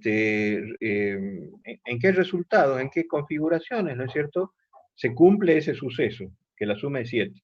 Entonces, como bien decía, bueno, puede ser que salga 1 y 6, puede ser que salga 2 y 5, 3 y 4, 4 y 3, ¿sí? Bueno, entonces, Profe, sí. una duda ahí con eso. 1 6 sería una combinación posible, ¿verdad? Y 6 y 1 sería otra combinación distinta. Exacto, exacto, ¿sí? O sea, fíjense, digamos, para ir poniéndonos de acuerdo. Yo tengo un dado rojo y un dado verde. Por supuesto, el color no importa, pero para fijar ideas. Una combinación posible que salga 1 en el verde y 6 en el rojo. Y otra combinación posible que salga 6 en el verde y 1 en el rojo. Son dos casos distintos. ¿Sí? Pero los dos suman 7. Y lo mismo 3 y 4 y 4 y 3. Y lo mismo 2 y 5 y 5 y 2. Entonces, todas esas configuraciones que suman 6 en definitiva, porque es 1 y 6, 2 y 5, 3 y 4, 4 y 3, 5 y 2 y 6 y 1. Son 6 resultados, 6 configuraciones que contribuyen al mismo resultado. ¿Sí? Entonces, digamos, la cantidad de casos favorables al suceso son 6. ¿Y la cantidad total de casos? 36. 36. Porque con cada punto de un dado, con cada punto del dado rojo, hay 6 puntos posibles del dado verde, y así, ¿no es cierto?, se van sumando, entonces son 6 por 6, 36. O sea que la probabilidad de que salga 7, ¿sí? Hay 6 configuraciones de las 36 que suman 7. Y la cantidad total, obviamente, son 36. Entonces 6 en 36 de nuevo es un sexto. O sea que la probabilidad de que salga 7, ¿sí? Cuando yo tiro 2 dados, es de un sexto. ¿Sí? Y la probabilidad de que salga 2 sobre 36. 1 en 36, porque solo una de las 36 configuraciones posibles suma 2. Tiene que salir uno en el rojo y uno en el verde. Entonces, fíjense, ¿no es cierto? Digamos, hay 36 combinaciones posibles, pero muchas de ellas suman el mismo puntaje. ¿Sí? Entonces, por ejemplo, la probabilidad de 2 es solamente 1 en 36. La probabilidad de 3 es 2 en 36, porque podría salir 1 y 2 y 2 y 1. La probabilidad de 4 es 3 en 36, porque podría salir 1 y 3, 3 y 1 y 2 y 2. Y así. Profesor, entonces, fíjense, ¿sí? Una duda con el 1, en el caso del 1. No, 1 no. resulta imposible. Perdón, porque hay 2 dados. Claro, estaba pensando en 2, no sé, perdón. ¿Sí? Bien. Entonces, fíjense, acá, cuando yo tiraba un dado y sumaba el puntaje, o simplemente leía el puntaje, todos los números tenían la misma probabilidad. Pero acá, cuando considero la suma de los dos, no todos los números tienen la misma probabilidad. El 7 tiene más probabilidad que cualquier otro. ¿Por qué? Porque hay 6 configuraciones que dan 7, y hay en total 36, entonces 6 en 36 me dan un sexto. ¿Sí? Pero para cualquier otro número, hay menos configuraciones que suman ese número. Y los números extremos, ¿no es cierto?, solo hay una sola. ¿Sí? Porque 2 solo puede salir si sale 1 y 1. Y 12 puede salir solo si hay 6 y 6. O sea que fíjense que, a pesar de que con un dado yo tenía una distribución pareja y uniforme, la distribución de probabilidad era uniforme, acá, ¿sí?, ya no es pareja. La suma de los dos, ¿sí?, ya me da, digamos, una función de distribución que tiene un máximo, ¿sí?, en un punto medio. Y ahora yo digo 3 dados, eso es más complicado, porque hay que pensar, digamos, todos estos resultados, pero con un tercer dado posible. Me da una cosa como esta. ¿Sí? O sea que, fíjense, de nuevo, acá, fíjense que la variación dentro de todo, ¿sí? O sea, la distribución no es pareja, pero la variación es lineal. Acá ya deja de ser lineal. ¿Sí? Y a medida si yo fuera sumando números de dados, cada vez iría, digamos, configurando una curva de este tipo. En el límite, ¿no es cierto? Si yo, por ejemplo, tuviera muchísimos dados, por supuesto, digamos que también tendría un número mínimo y un número máximo, ¿no es cierto? Obviamente, ¿sí? O dicho de otro modo, si yo tuviera un continuo, ¿sí?, un fenómeno que ya no fueran dados discretos, sino variables continuas que se van interactuando entre sí, así como interactúan los dados, tendría curvas de este tipo. Son muy parecidas a estas. Fíjense que hay un máximo de probabilidad en una zona media de los resultados posibles. ¿Sí? Acá, por ejemplo, ¿no es cierto? Esto representa una variable continua. Y ustedes dicen, bueno, ¿y estas dos curvas? Bueno, estas dos curvas son dos curvas, ¿no es cierto? Que las dos son curvas que representan probabilidades de mediciones, pero tienen un parámetro matemático distinto, que es el sigma. Acá el sigma es más pequeño, 0,5, y acá el sigma es 1. Las dos tienen cualitativamente el mismo comportamiento, no es lineal, hay un máximo en el medio, ¿no es cierto? Y a partir de ese máximo la curva decae, digamos, hacia los extremos. Y acá hay otra cuestión importante, esto ya no es probabilidad. Ustedes, apenas estamos entendiendo la probabilidad y ya nos cambian el libreto. Bueno, esto es densidad de probabilidad. ¿Por qué? Porque si esto es un continuo, ¿sí? Un continuo está formado por infinitos puntos. Cada punto en particular, un punto dado, supongamos el punto, fíjense, acá estamos variando desde 0 hasta 4 más o menos, ¿sí? Supongamos el punto 1,58, 33, 43, 21 y etcétera, etcétera, ¿sí? Tiene probabilidad 0, porque es un punto en infinitos puntos, porque esto es un continuo. Entonces, ¿no es cierto? La probabilidad de un punto en infinitos puntos, o sea, de un caso, digamos, en que sucede, en un número infinito de casos es 0. Entonces no tiene sentido, ya esto no es una distribución de probabilidad, sino una distribución de densidad de probabilidad. Acá decimos que lo que podemos asociar a una probabilidad no es la ordenada de la curva, sino el área bajo la curva.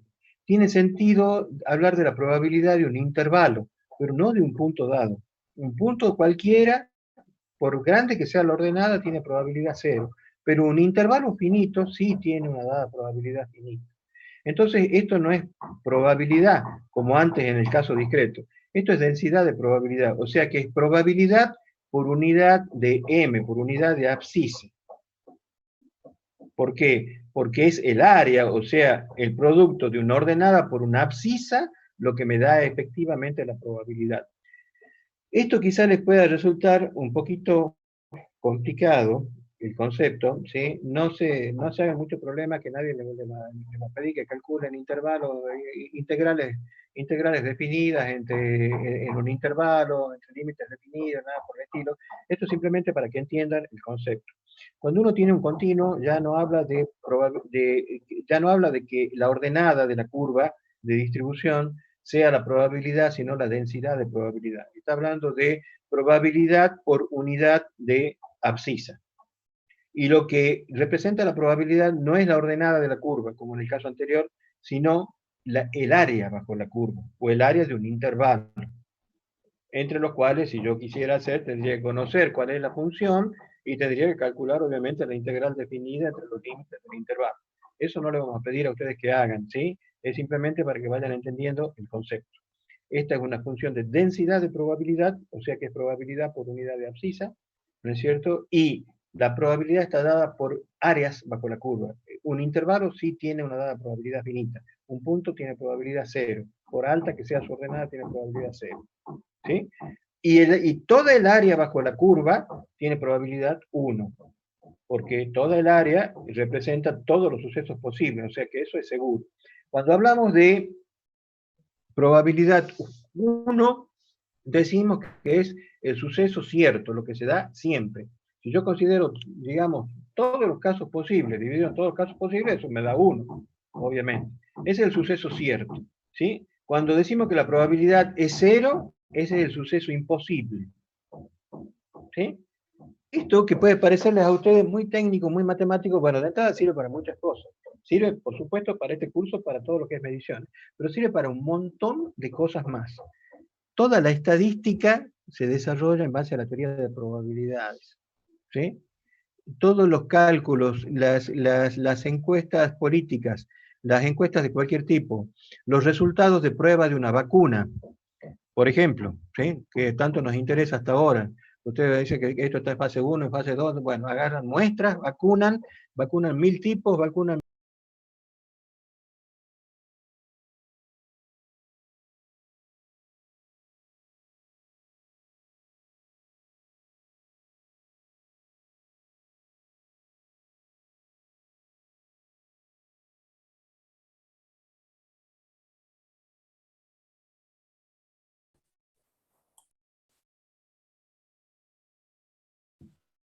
voy a compartir pantalla.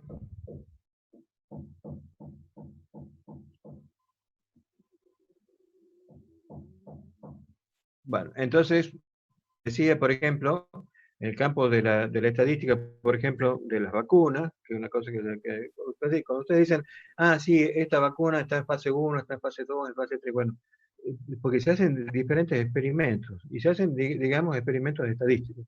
Se vacunan 1000 personas, ¿no es cierto?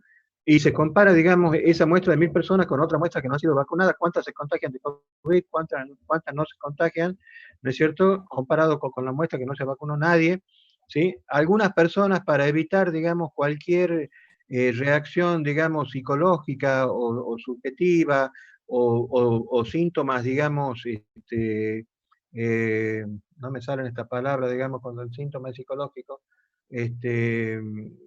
psicosomático, ¿sí?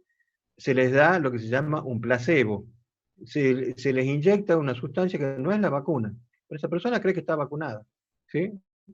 Y entonces capaz que no desarrolla síntomas porque subjetivamente cree que está protegida. Entonces, digamos, eso también es importante comparar, porque el estrés del individuo de pensar que está protegido o de pensar que no está protegido también influye, digamos, en el resultado final. Y así, digamos, se van haciendo muestras estadísticas, muestras probabilísticas, para decir, esta vacuna tiene una eficiencia del tanto por ciento, esta vacuna tiene reacciones secundarias, digamos, del tanto por ciento, y así sucesivamente. O sea, el campo de las probabilidades y de la estadística es enorme, enorme.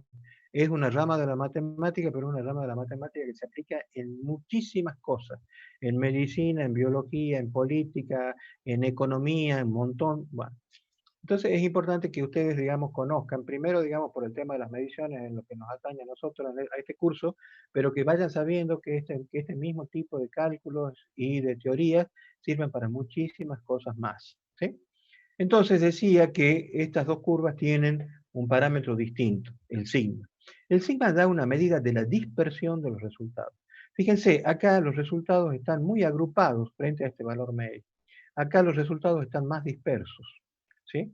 Entonces pongamos, por ejemplo, un caso simple. Supongamos que yo tome una muestra de 5 de ustedes, 5 alumnos de este curso, y diga, ¿cuál es la edad promedio?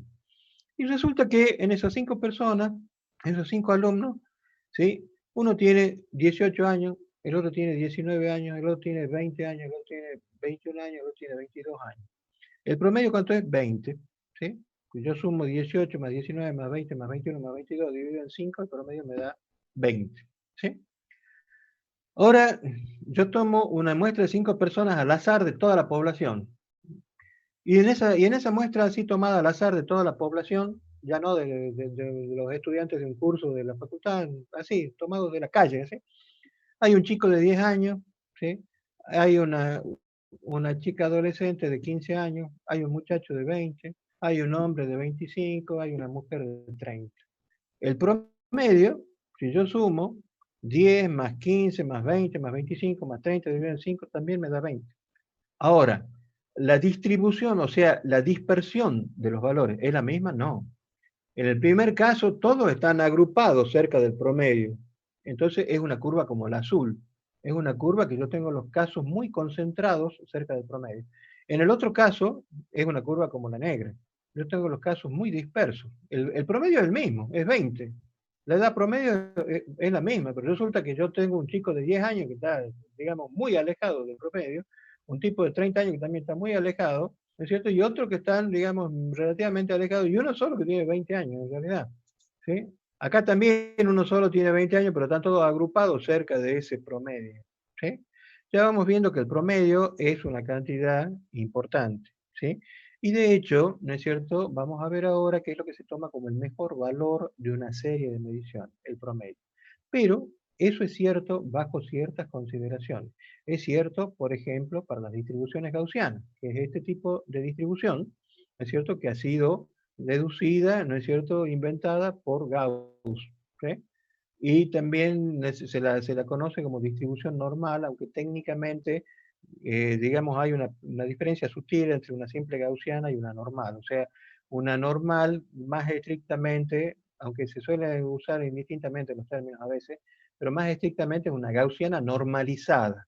O sea, digamos, una gaussiana que tiene un dado valor del promedio y del parámetro sigma. Una normal estrictamente, o sea, una gaussiana normalizada, tiene un valor promedio de 0, ¿no es cierto?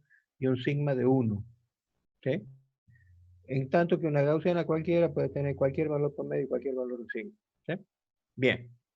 El sigma es lo que se conoce como desviación estándar, desviación típica o desviación media cuadrática, y como dijimos, ¿no es cierto?, es una medida de la dispersión de las mediciones.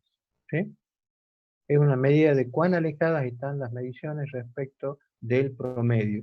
El sigma también, ¿no es cierto?, tiene algunas propiedades matemáticas muy interesantes. La curva tiene dos puntos de inflexión, o sea, dos puntos donde cambia el sentido de su concavidad. Es en m medio, en el promedio menos sigma, y en el promedio más sigma. Ahí la curva, que más o menos sería, digamos, bueno, es difícil ver acá cuál es el sigma, ¿no es cierto?, dónde cambia el sentido de concavidad de la curva, pero supongamos que esté por acá. ¿Sí? Digamos, acá y acá, ¿no es cierto?, la curva tiene su sigma. O sea, a partir, digamos, de un dado punto es cóncava hacia abajo, y a partir de un dado, y desde ese punto para abajo es cóncava hacia arriba. ¿Sí? Entonces, ¿no es cierto?, el sigma, de nuevo, estamos en un continuo y estamos suponiendo que hay infinitos resultados posibles. Ese sigma corresponde a una curva que tiene infinitos puntos y que tiene los puntos de inflexión en esos puntos en particular, ¿no es cierto? El promedio, ¿no es cierto? Antes de hablar del promedio y de por qué el promedio es representativo del mejor valor, consideremos un poco cómo Gauss dedujo, digamos, esta curva. ¿Sí? Gauss consideró, ¿no es cierto?, un concepto que le llamó desviación. La desviación sería el resultado de una medición menos el mejor valor. El mejor valor lo marcamos como M raya, y vamos a ver enseguida que es el promedio. Bajo estas consideraciones se puede deducir que es el promedio.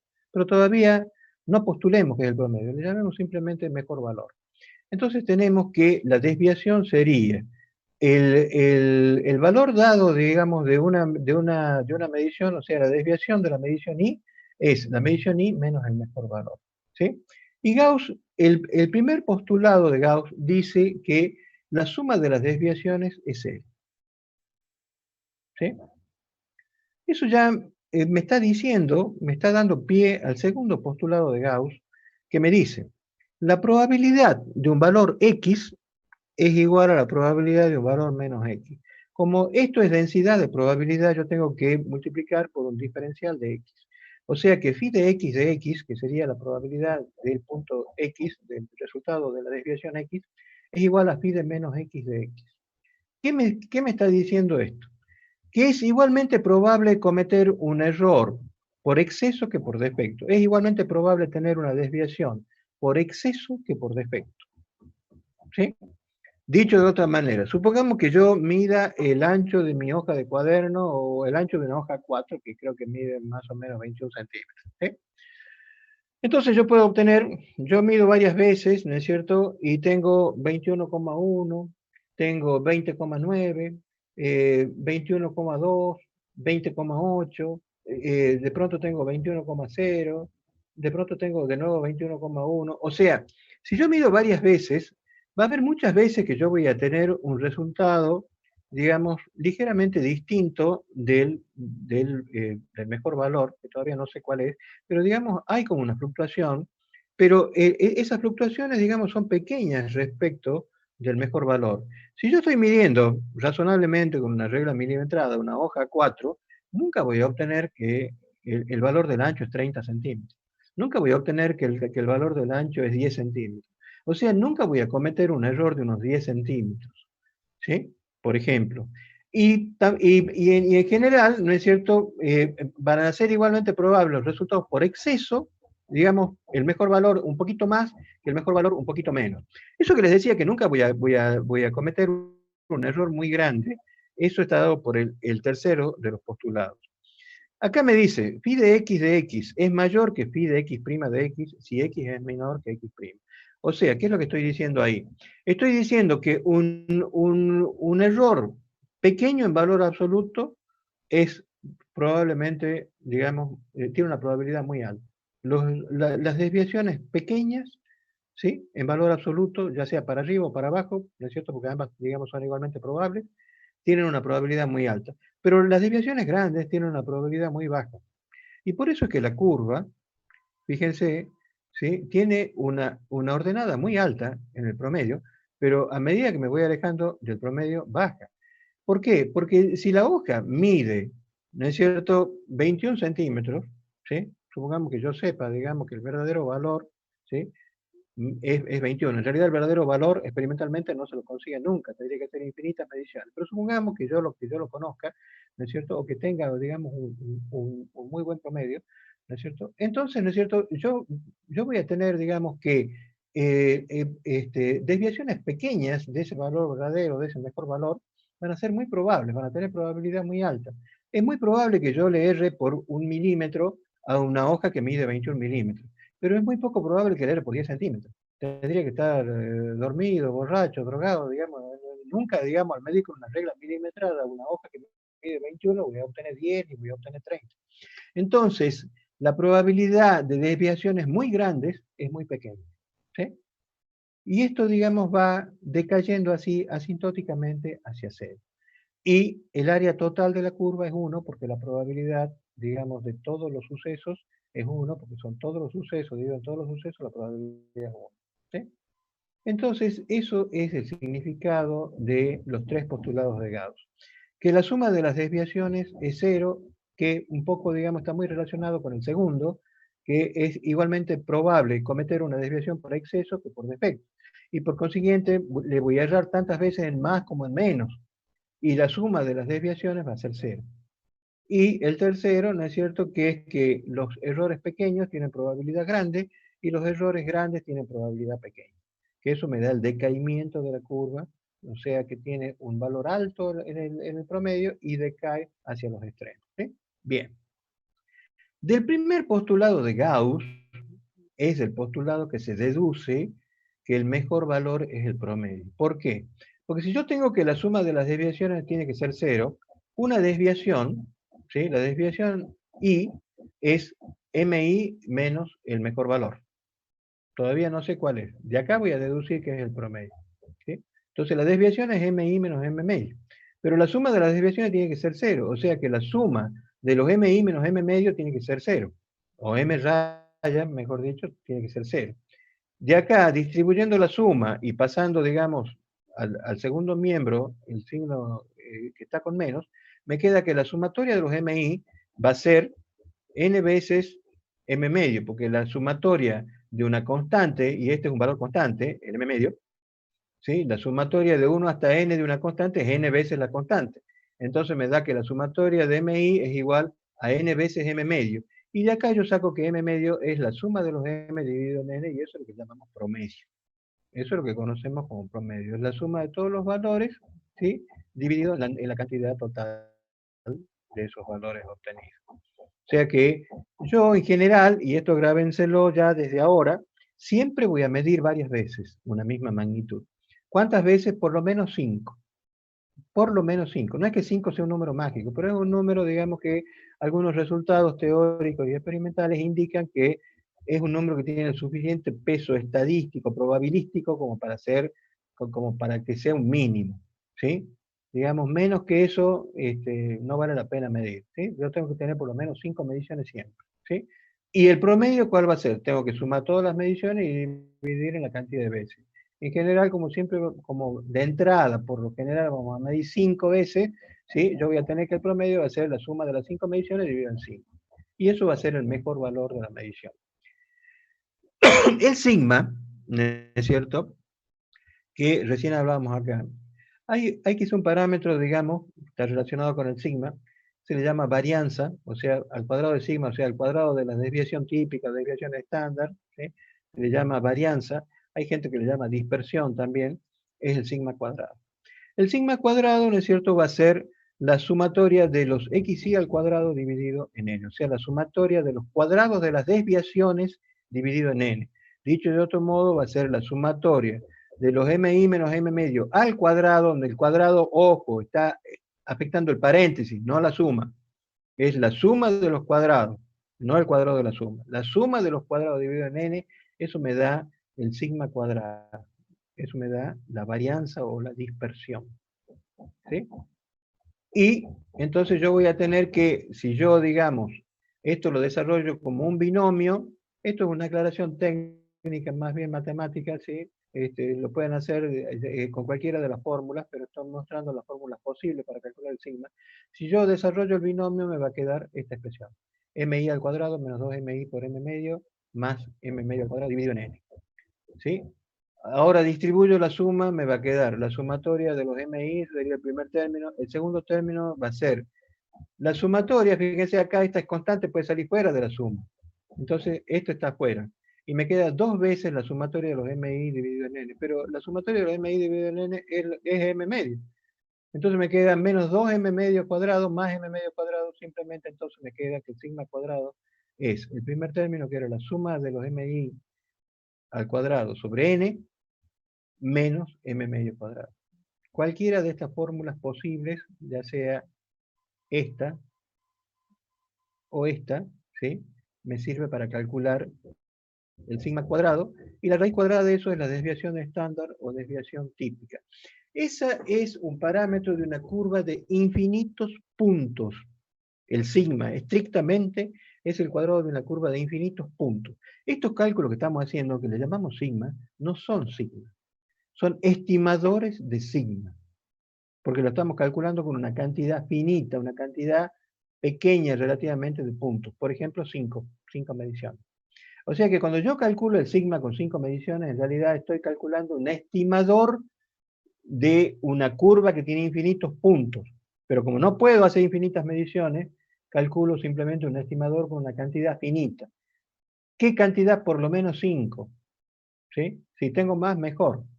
¿Sí? Cuanto más grande sea, digamos, la cantidad de mediciones, con más precisión voy a calcular el sigma. Pero siempre va a seguir siendo un estimador. El verdadero valor corresponde a una curva de infinitos puntos.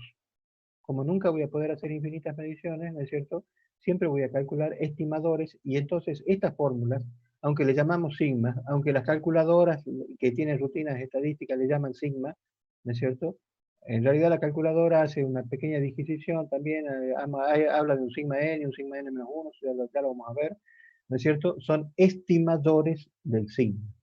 Estimadores de este parámetro que es constante y que tiene un valor cierto, único, ¿sí? Que nosotros no lo podemos conocer sino como aproximación, como estimación, a partir de una cantidad finita de mediciones. ¿Sí? ¿Queda claro, chicos? ¿Sí? Entonces, el sigma es una propiedad matemática de una curva de infinitos puntos. Lo que nosotros calculamos y le llamamos sigma, que a veces se le llama de otra manera, hay gente que le llama S para hacer una diferencia, pero hay tanta nomenclatura y terminología que a veces nos terminamos confundiendo. Simplemente le vamos a llamar sigma, pero teniendo en cuenta que lo que estamos calculando no es el sigma verdadero, es una estimación del verdadero sigma. ¿Sí? Bien. Esto nos da entonces la dispersión de las mediciones y nos da una propiedad de la curva que sería, digamos, el punto donde la curva tiene puntos de inflexión, etcétera, etcétera. Bueno, ¿sí? No nos interesan esos detalles matemáticos por el momento. Nos interesa tener este concepto y saber que este es un parámetro que es una medida de la dispersión de los valores respecto del valor medio. Y el otro parámetro muy importante, para nuestros efectos más importante incluso que el sigma, es el error cuadrático medio. El error cuadrático medio es el error, ¿sí?, del promedio, el error estadístico, probabilístico, digamos, del promedio. ¿Y cómo lo calculamos? Lo calculamos como el sigma dividido en raíz de n menos 1. Recordemos, ¿no es cierto?, que el sigma era esto, la sumatoria de los xy al cuadrado dividido en n. Si a su vez esto está dividido en raíz de n menos 1, lo podemos poner como la sumatoria de los cuadrados de las desviaciones dividido en n por n menos 1. ¿Sí? O bien, simplemente como sigma dividido en raíz de n menos 1. Todos estos dos casos es lo mismo. ¿Sí? Bien. En el intervalo, esto es una cuestión conceptual importante. En el intervalo m medio más menos sigma, se agrupa el 68,3% de las mediciones. Es decir, en general vamos a suponer que un proceso de medición responde a una distribución de probabilidad gaussiana. Si eso es cierto, y en general es cierto, ¿no es cierto? Yo voy a tener que en el intervalo de m medio más menos sigma van a caer, se van a agrupar, va a comprender, como le quieran llamar, el 68,3% de las mediciones. Volvamos a la curva. Supongamos que sea esta curva y que el sigma, m medio menos sigma está acá y m medio más sigma está acá. En este intervalo, ¿sí?, que va desde acá hasta acá, digamos, toda esta área de la curva, ¿sí?, desde este punto hasta este punto, toda esa área, ¿sí?, representa el 68,3%, o sea, vale el área de la curva, la probabilidad, 68,3%, y eso significa que el 68,3% de las mediciones cae en ese intervalo. Ese es un concepto importante. ¿Sí? Entonces, en el intervalo m medio más menos sigma, ¿sí?, se agrupa el 68,3% de las mediciones. Y ahora la otra que también es muy importante y conceptualmente bastante distinta.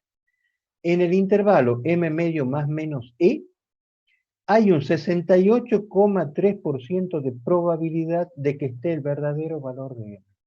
Son dos cosas muy distintas. ¿Sí? Este es más chico que este, porque es este dividido en raíz de n menos 1, o sea que siempre es más chico. En este intervalo, que es un intervalo más pequeño, más estrecho, y también está centrado en el valor medio, existe un 68,3% de probabilidad de que en ese intervalo esté el verdadero valor de n. ¿Sí? Si yo cambio la cantidad de mediciones, este se me achica, este se me mantiene siempre constante. Y ustedes dirán, pero ¿cómo se va a mantener constante? Si acá estoy viendo, digamos, que está dividido en n. Sí, pero a medida que el n crece, esto también crece. De modo tal que el n, cuanto más grande sea, con más precisión yo voy a calcular, pero voy a ver que esto converge a un dado valor. En el infinito, si yo hiciera infinitas mediciones, esto daría un valor exacto que sería el verdadero valor de sigma, el que corresponde a la curva de infinitos puntos. Si no, van a ser estimaciones que van a ser más o menos precisas dependiendo del valor de n. Pero lo importante de acá es que el n, es que el sigma no depende de n. ¿Por qué? Porque si bien esto crece, esto también crece en la misma proporción. Entonces el sigma, el verdadero sigma, es constante. Y la estimación no va a ser constante, o sea, porque la voy a calcular con diferentes grados de precisión. Si, por ejemplo, hago 5 mediciones, quizás, digamos, tenga hasta la segunda cifra significativa. Si hago 10, 15 o 20, quizás tenga hasta la tercera, hasta la cuarta. Entonces, lo voy a ir obteniendo con más precisión. Pero eso simplemente indica una convergencia a un valor dado. No implica que el sigma varíe con n. El sigma es constante. El sigma es un parámetro constante. El e sí depende de n, porque es el sigma, que es constante, dividido en raíz de n menos 1. O sea, cuanto más grande sea la cantidad de mediciones, más chico va a ser el e. ¿Eso qué significa? Cuanto más mediciones tengo yo, voy a tener un intervalo cada vez más estrecho en el que voy a poder decir que existe un 68,3% de probabilidad de que sea el verdadero valor. O sea que voy a tener, ¿no es cierto?, una mayor certeza sobre el intervalo en que está el verdadero valor, porque cada vez se va a ir haciendo más estrecho. La probabilidad va a seguir siendo, la probabilidad de que esté el verdadero valor ahí va a seguir siendo la misma, pero el intervalo cada vez va a ser más estrecho, o sea, más preciso, a medida que aumente el número de mediciones. En forma lineal, no, porque es sobre raíz de n-1, depende de la raíz. ¿Sí? Entonces, estos dos conceptos son importantes.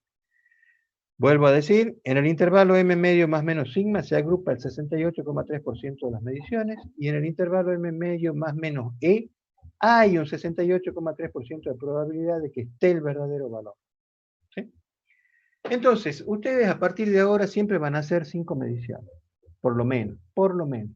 Y de ahí van a ver si es necesario hacer más o no. ¿Sí? Esas mediciones, una vez que las tengan hechas, las van a tener que procesar para obtener el sigma y el e. Les recomiendo trabajar en forma ordenada, sobre todo al principio. Al principio lo vamos a hacer a mano, después vamos a ver algunos métodos más automáticos de hacerlo. ¿Sí? pero hay que hacerlo a mano para entender qué es lo que uno está haciendo, ¿sí? Uno no puede aprender a sumar si siempre usa una calculadora. Primero tiene que aprender a sumar y después, cuando ya sabe sumar y sabe lo que está haciendo, usar la calculadora, ¿sí? Si yo aprieto la tecla logaritmo, sí, la calculadora me da un resultado, pero si no tengo idea de lo que es un logaritmo, no me sirve para nada.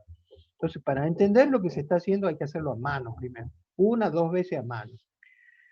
La recomendación, sobre todo las primeras veces que lo hagan, hacerlo en forma ordenada. Calcular en forma ordenada el sigma y el E, haciendo una tabla de medición. Yo primero pongo en los MI, pongo todas las mediciones, M1, M2, ¿sí? Normalmente esto va a ser hasta M5, pero puede ser más, ¿sí? Pongo todas las mediciones. Una vez que tengo todas las mediciones, calculo todas las desviaciones, ¿sí? Calculo el valor medio de eso, el promedio, y hago. La desviación 1 es M1 menos el promedio. La desviación 2, M2 menos el promedio. La desviación 3, M3 menos el promedio, y así sucesivamente calculo todas las desviaciones. Después calculo todos los cuadrados de esas desviaciones, ¿sí? La segunda recomendación es escribir siempre los valores finales acotados de la medición con sus respectivas unidades.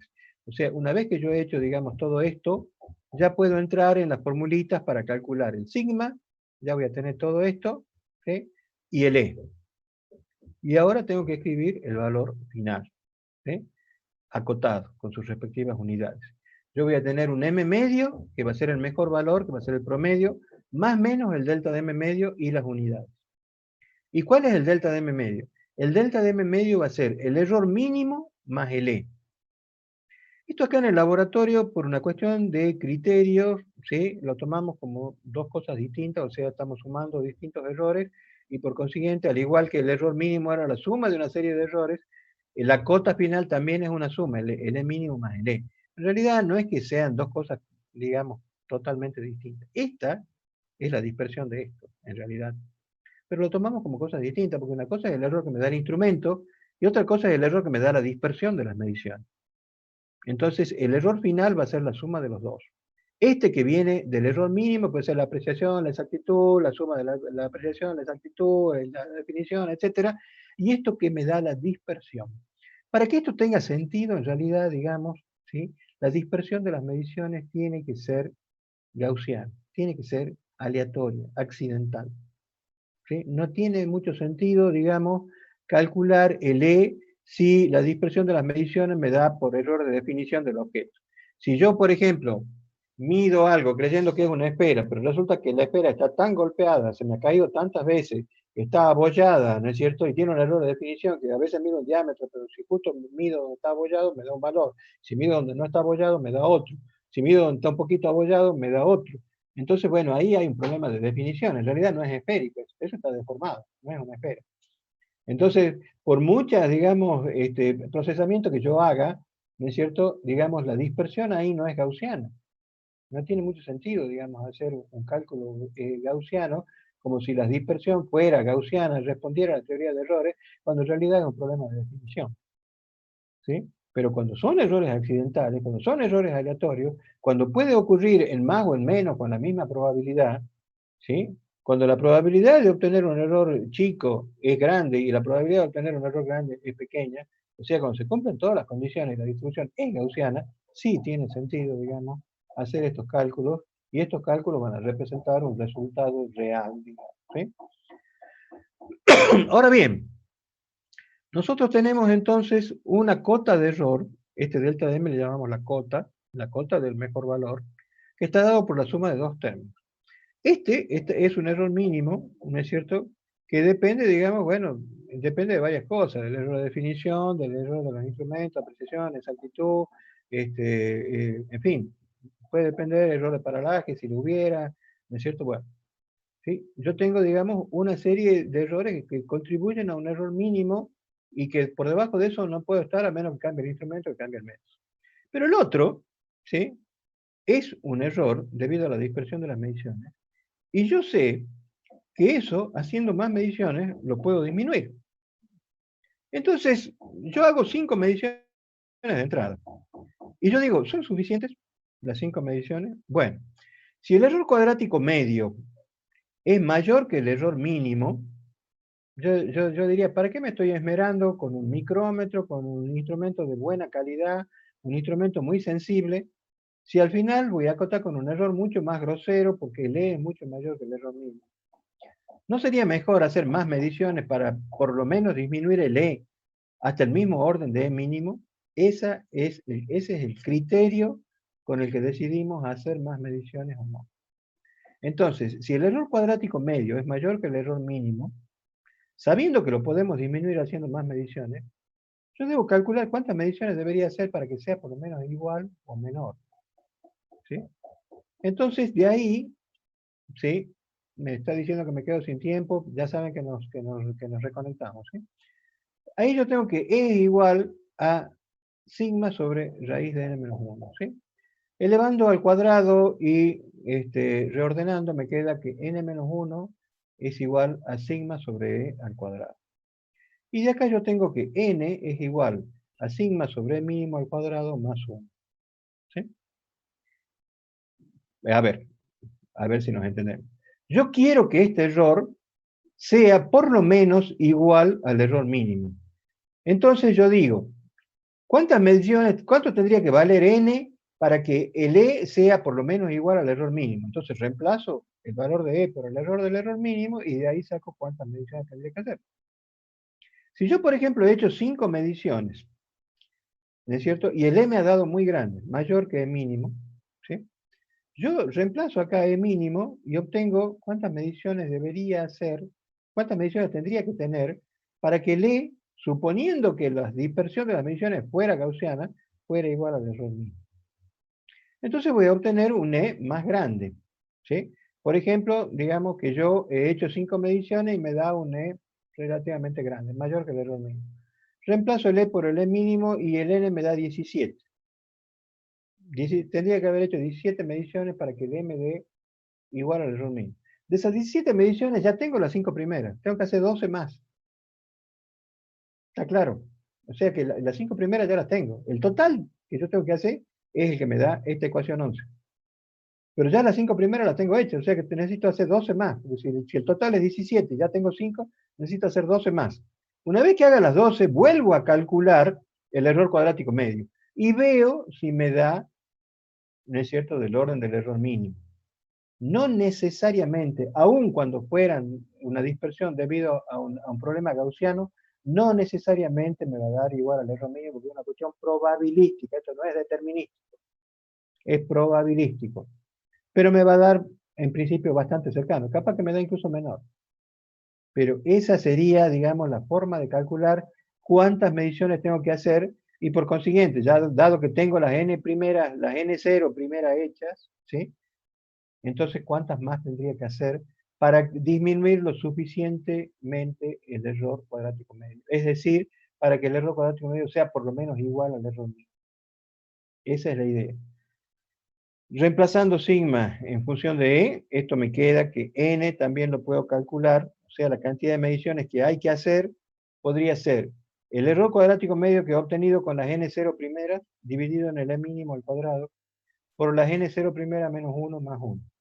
Yo les sugiero, me parece que esta es más simple.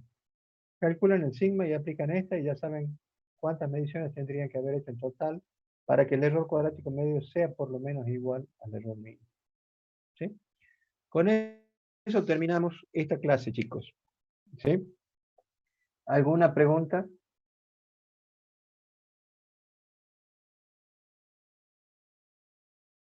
Enseguida se va a cortar, pero ya saben que nos reconectamos, ¿no? ¿Me están escuchando, chicos? Sí, profe. Sí, profe. ¿Alguna pregunta de esto?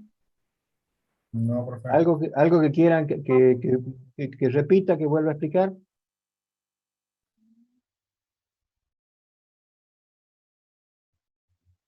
¿No?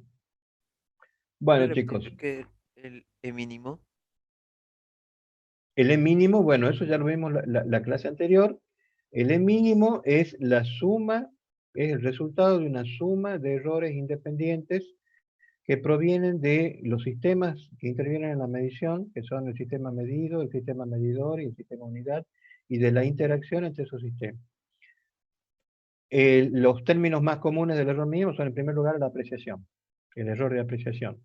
El error de exactitud es otro término importante, que puede ser importante o no, ¿sí? Si estoy midiendo tiempo, por ejemplo, el tiempo de reacción puede ser más, es más importante en general que el mismo error de apreciación. Si estoy midiendo con un instrumento analógico en el cual tengo un fiel, una aguja o el indicador que le quieran llamar sobre una escala que no está en el mismo plano, puedo tener un error de paralaje según el ángulo que mire. Todos esos términos contribuyen al error mínimo. El error de definición del objeto o de la magnitud, ¿no es cierto? Que estoy midiendo también es parte del error mínimo. Todo eso hace al error mínimo. Es una suma de términos independientes que contribuyen al resultado final que llamamos error mínimo, entre los cuales suele estar normalmente siempre el error de apreciación. Gracias, profe. Bien. El error cuadrático medio es el error cuadrático medio del promedio, es la componente estadística, probabilística del error del mejor valor, del delta de m medio. El E mínimo es otra componente, otro término también del delta de m medio. Acá está, ¿sí? O sea, el delta de m medio siempre lo vamos a tomar como la suma del error mínimo más el error cuadrático medio. Debido a lo que acabamos de hablar, de la interacción entre los sistemas, el error de exactitud, de apreciación, etc. Debido a la dispersión de las mediciones. ¿Sí? Pero tenemos que estar seguros que realmente se debe a una dispersión aleatoria de errores accidentales que se producen en más o en menos, con la misma probabilidad, etc. O sea, debemos estar seguros de que nuestro experimento es gaussiano.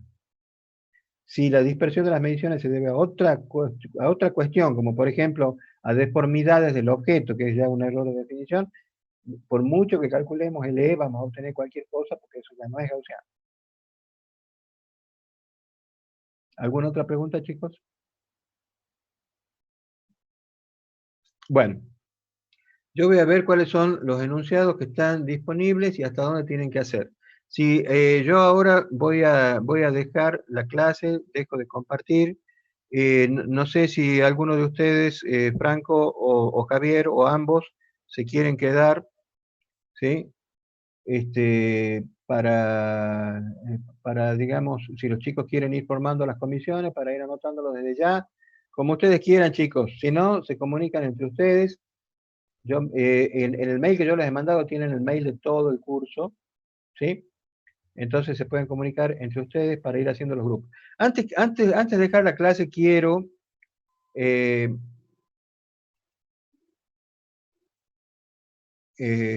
mostrarles la lista y decirle algunos cambios que ha habido, ¿sí? A ver, esperen un segundito. Voy a compartir pantalla de nuevo. Va, acá tengo la lista del curso, ¿sí? Ha habido varios cambios. Ha habido gente que lamentablemente ha tenido que sufrir un cambio forzoso, otros que se han cambiado voluntariamente, otros que se les ha otorgado el reconocimiento, ¿sí? O sea que no tienen que cursar el laboratorio porque ya lo han cursado en años pasados, o el año pasado, o antes, pero sigue valiendo el reconocimiento. No sé cuánto tiempo validez tiene. Esas cuestiones administrativas no las conozco ni las quiero conocer, pero eso les da la cátedra cuando ustedes lo solicitan. Las personas que han obtenido el reconocimiento son Mircoli. No necesita, digamos, a ver, vamos a empezar de acá. Sí, el primero es Mircoli, obtuvo el reconocimiento, no necesita, digamos, cursar de nuevo, ¿sí? Porque le dan el reconocimiento del año anterior o cuando sea que lo haya cursado. Moreno Matías, ¿sí? También se le otorgó el reconocimiento. Núñez Carabajal también se le otorgó el reconocimiento.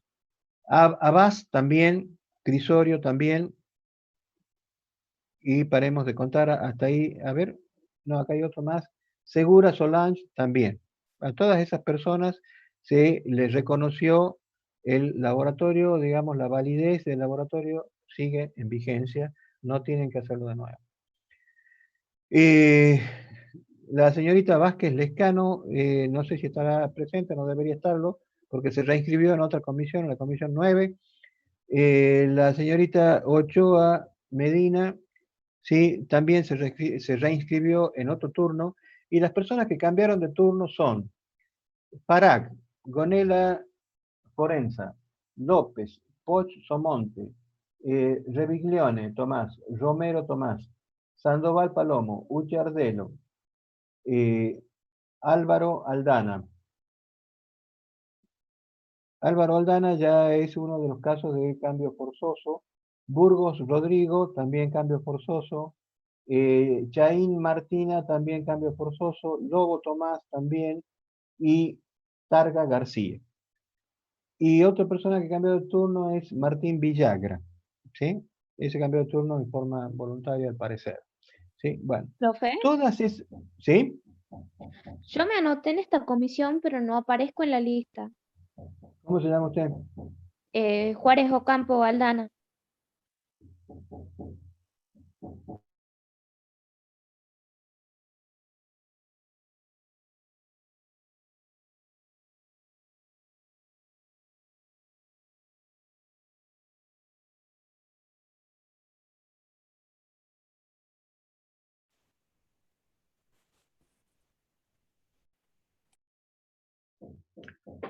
Voy a compartir pantalla de nuevo.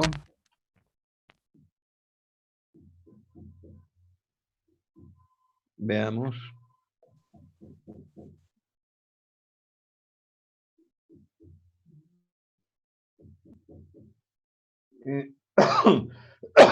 Yo tengo una Juárez, Ruth Abigail, y es la única Juárez que tengo. Y creo que esa persona está por lo menos intentando cambiarse a otro turno. No tengo Juárez Aldana, la lista que me han pasado a mí no figura usted. Entonces, ¿cómo tendrías que hacer? Porque no aparezco en ninguna de las comisiones y sí me anoté. Y bueno, no entiendo cómo es que... ¿Cómo?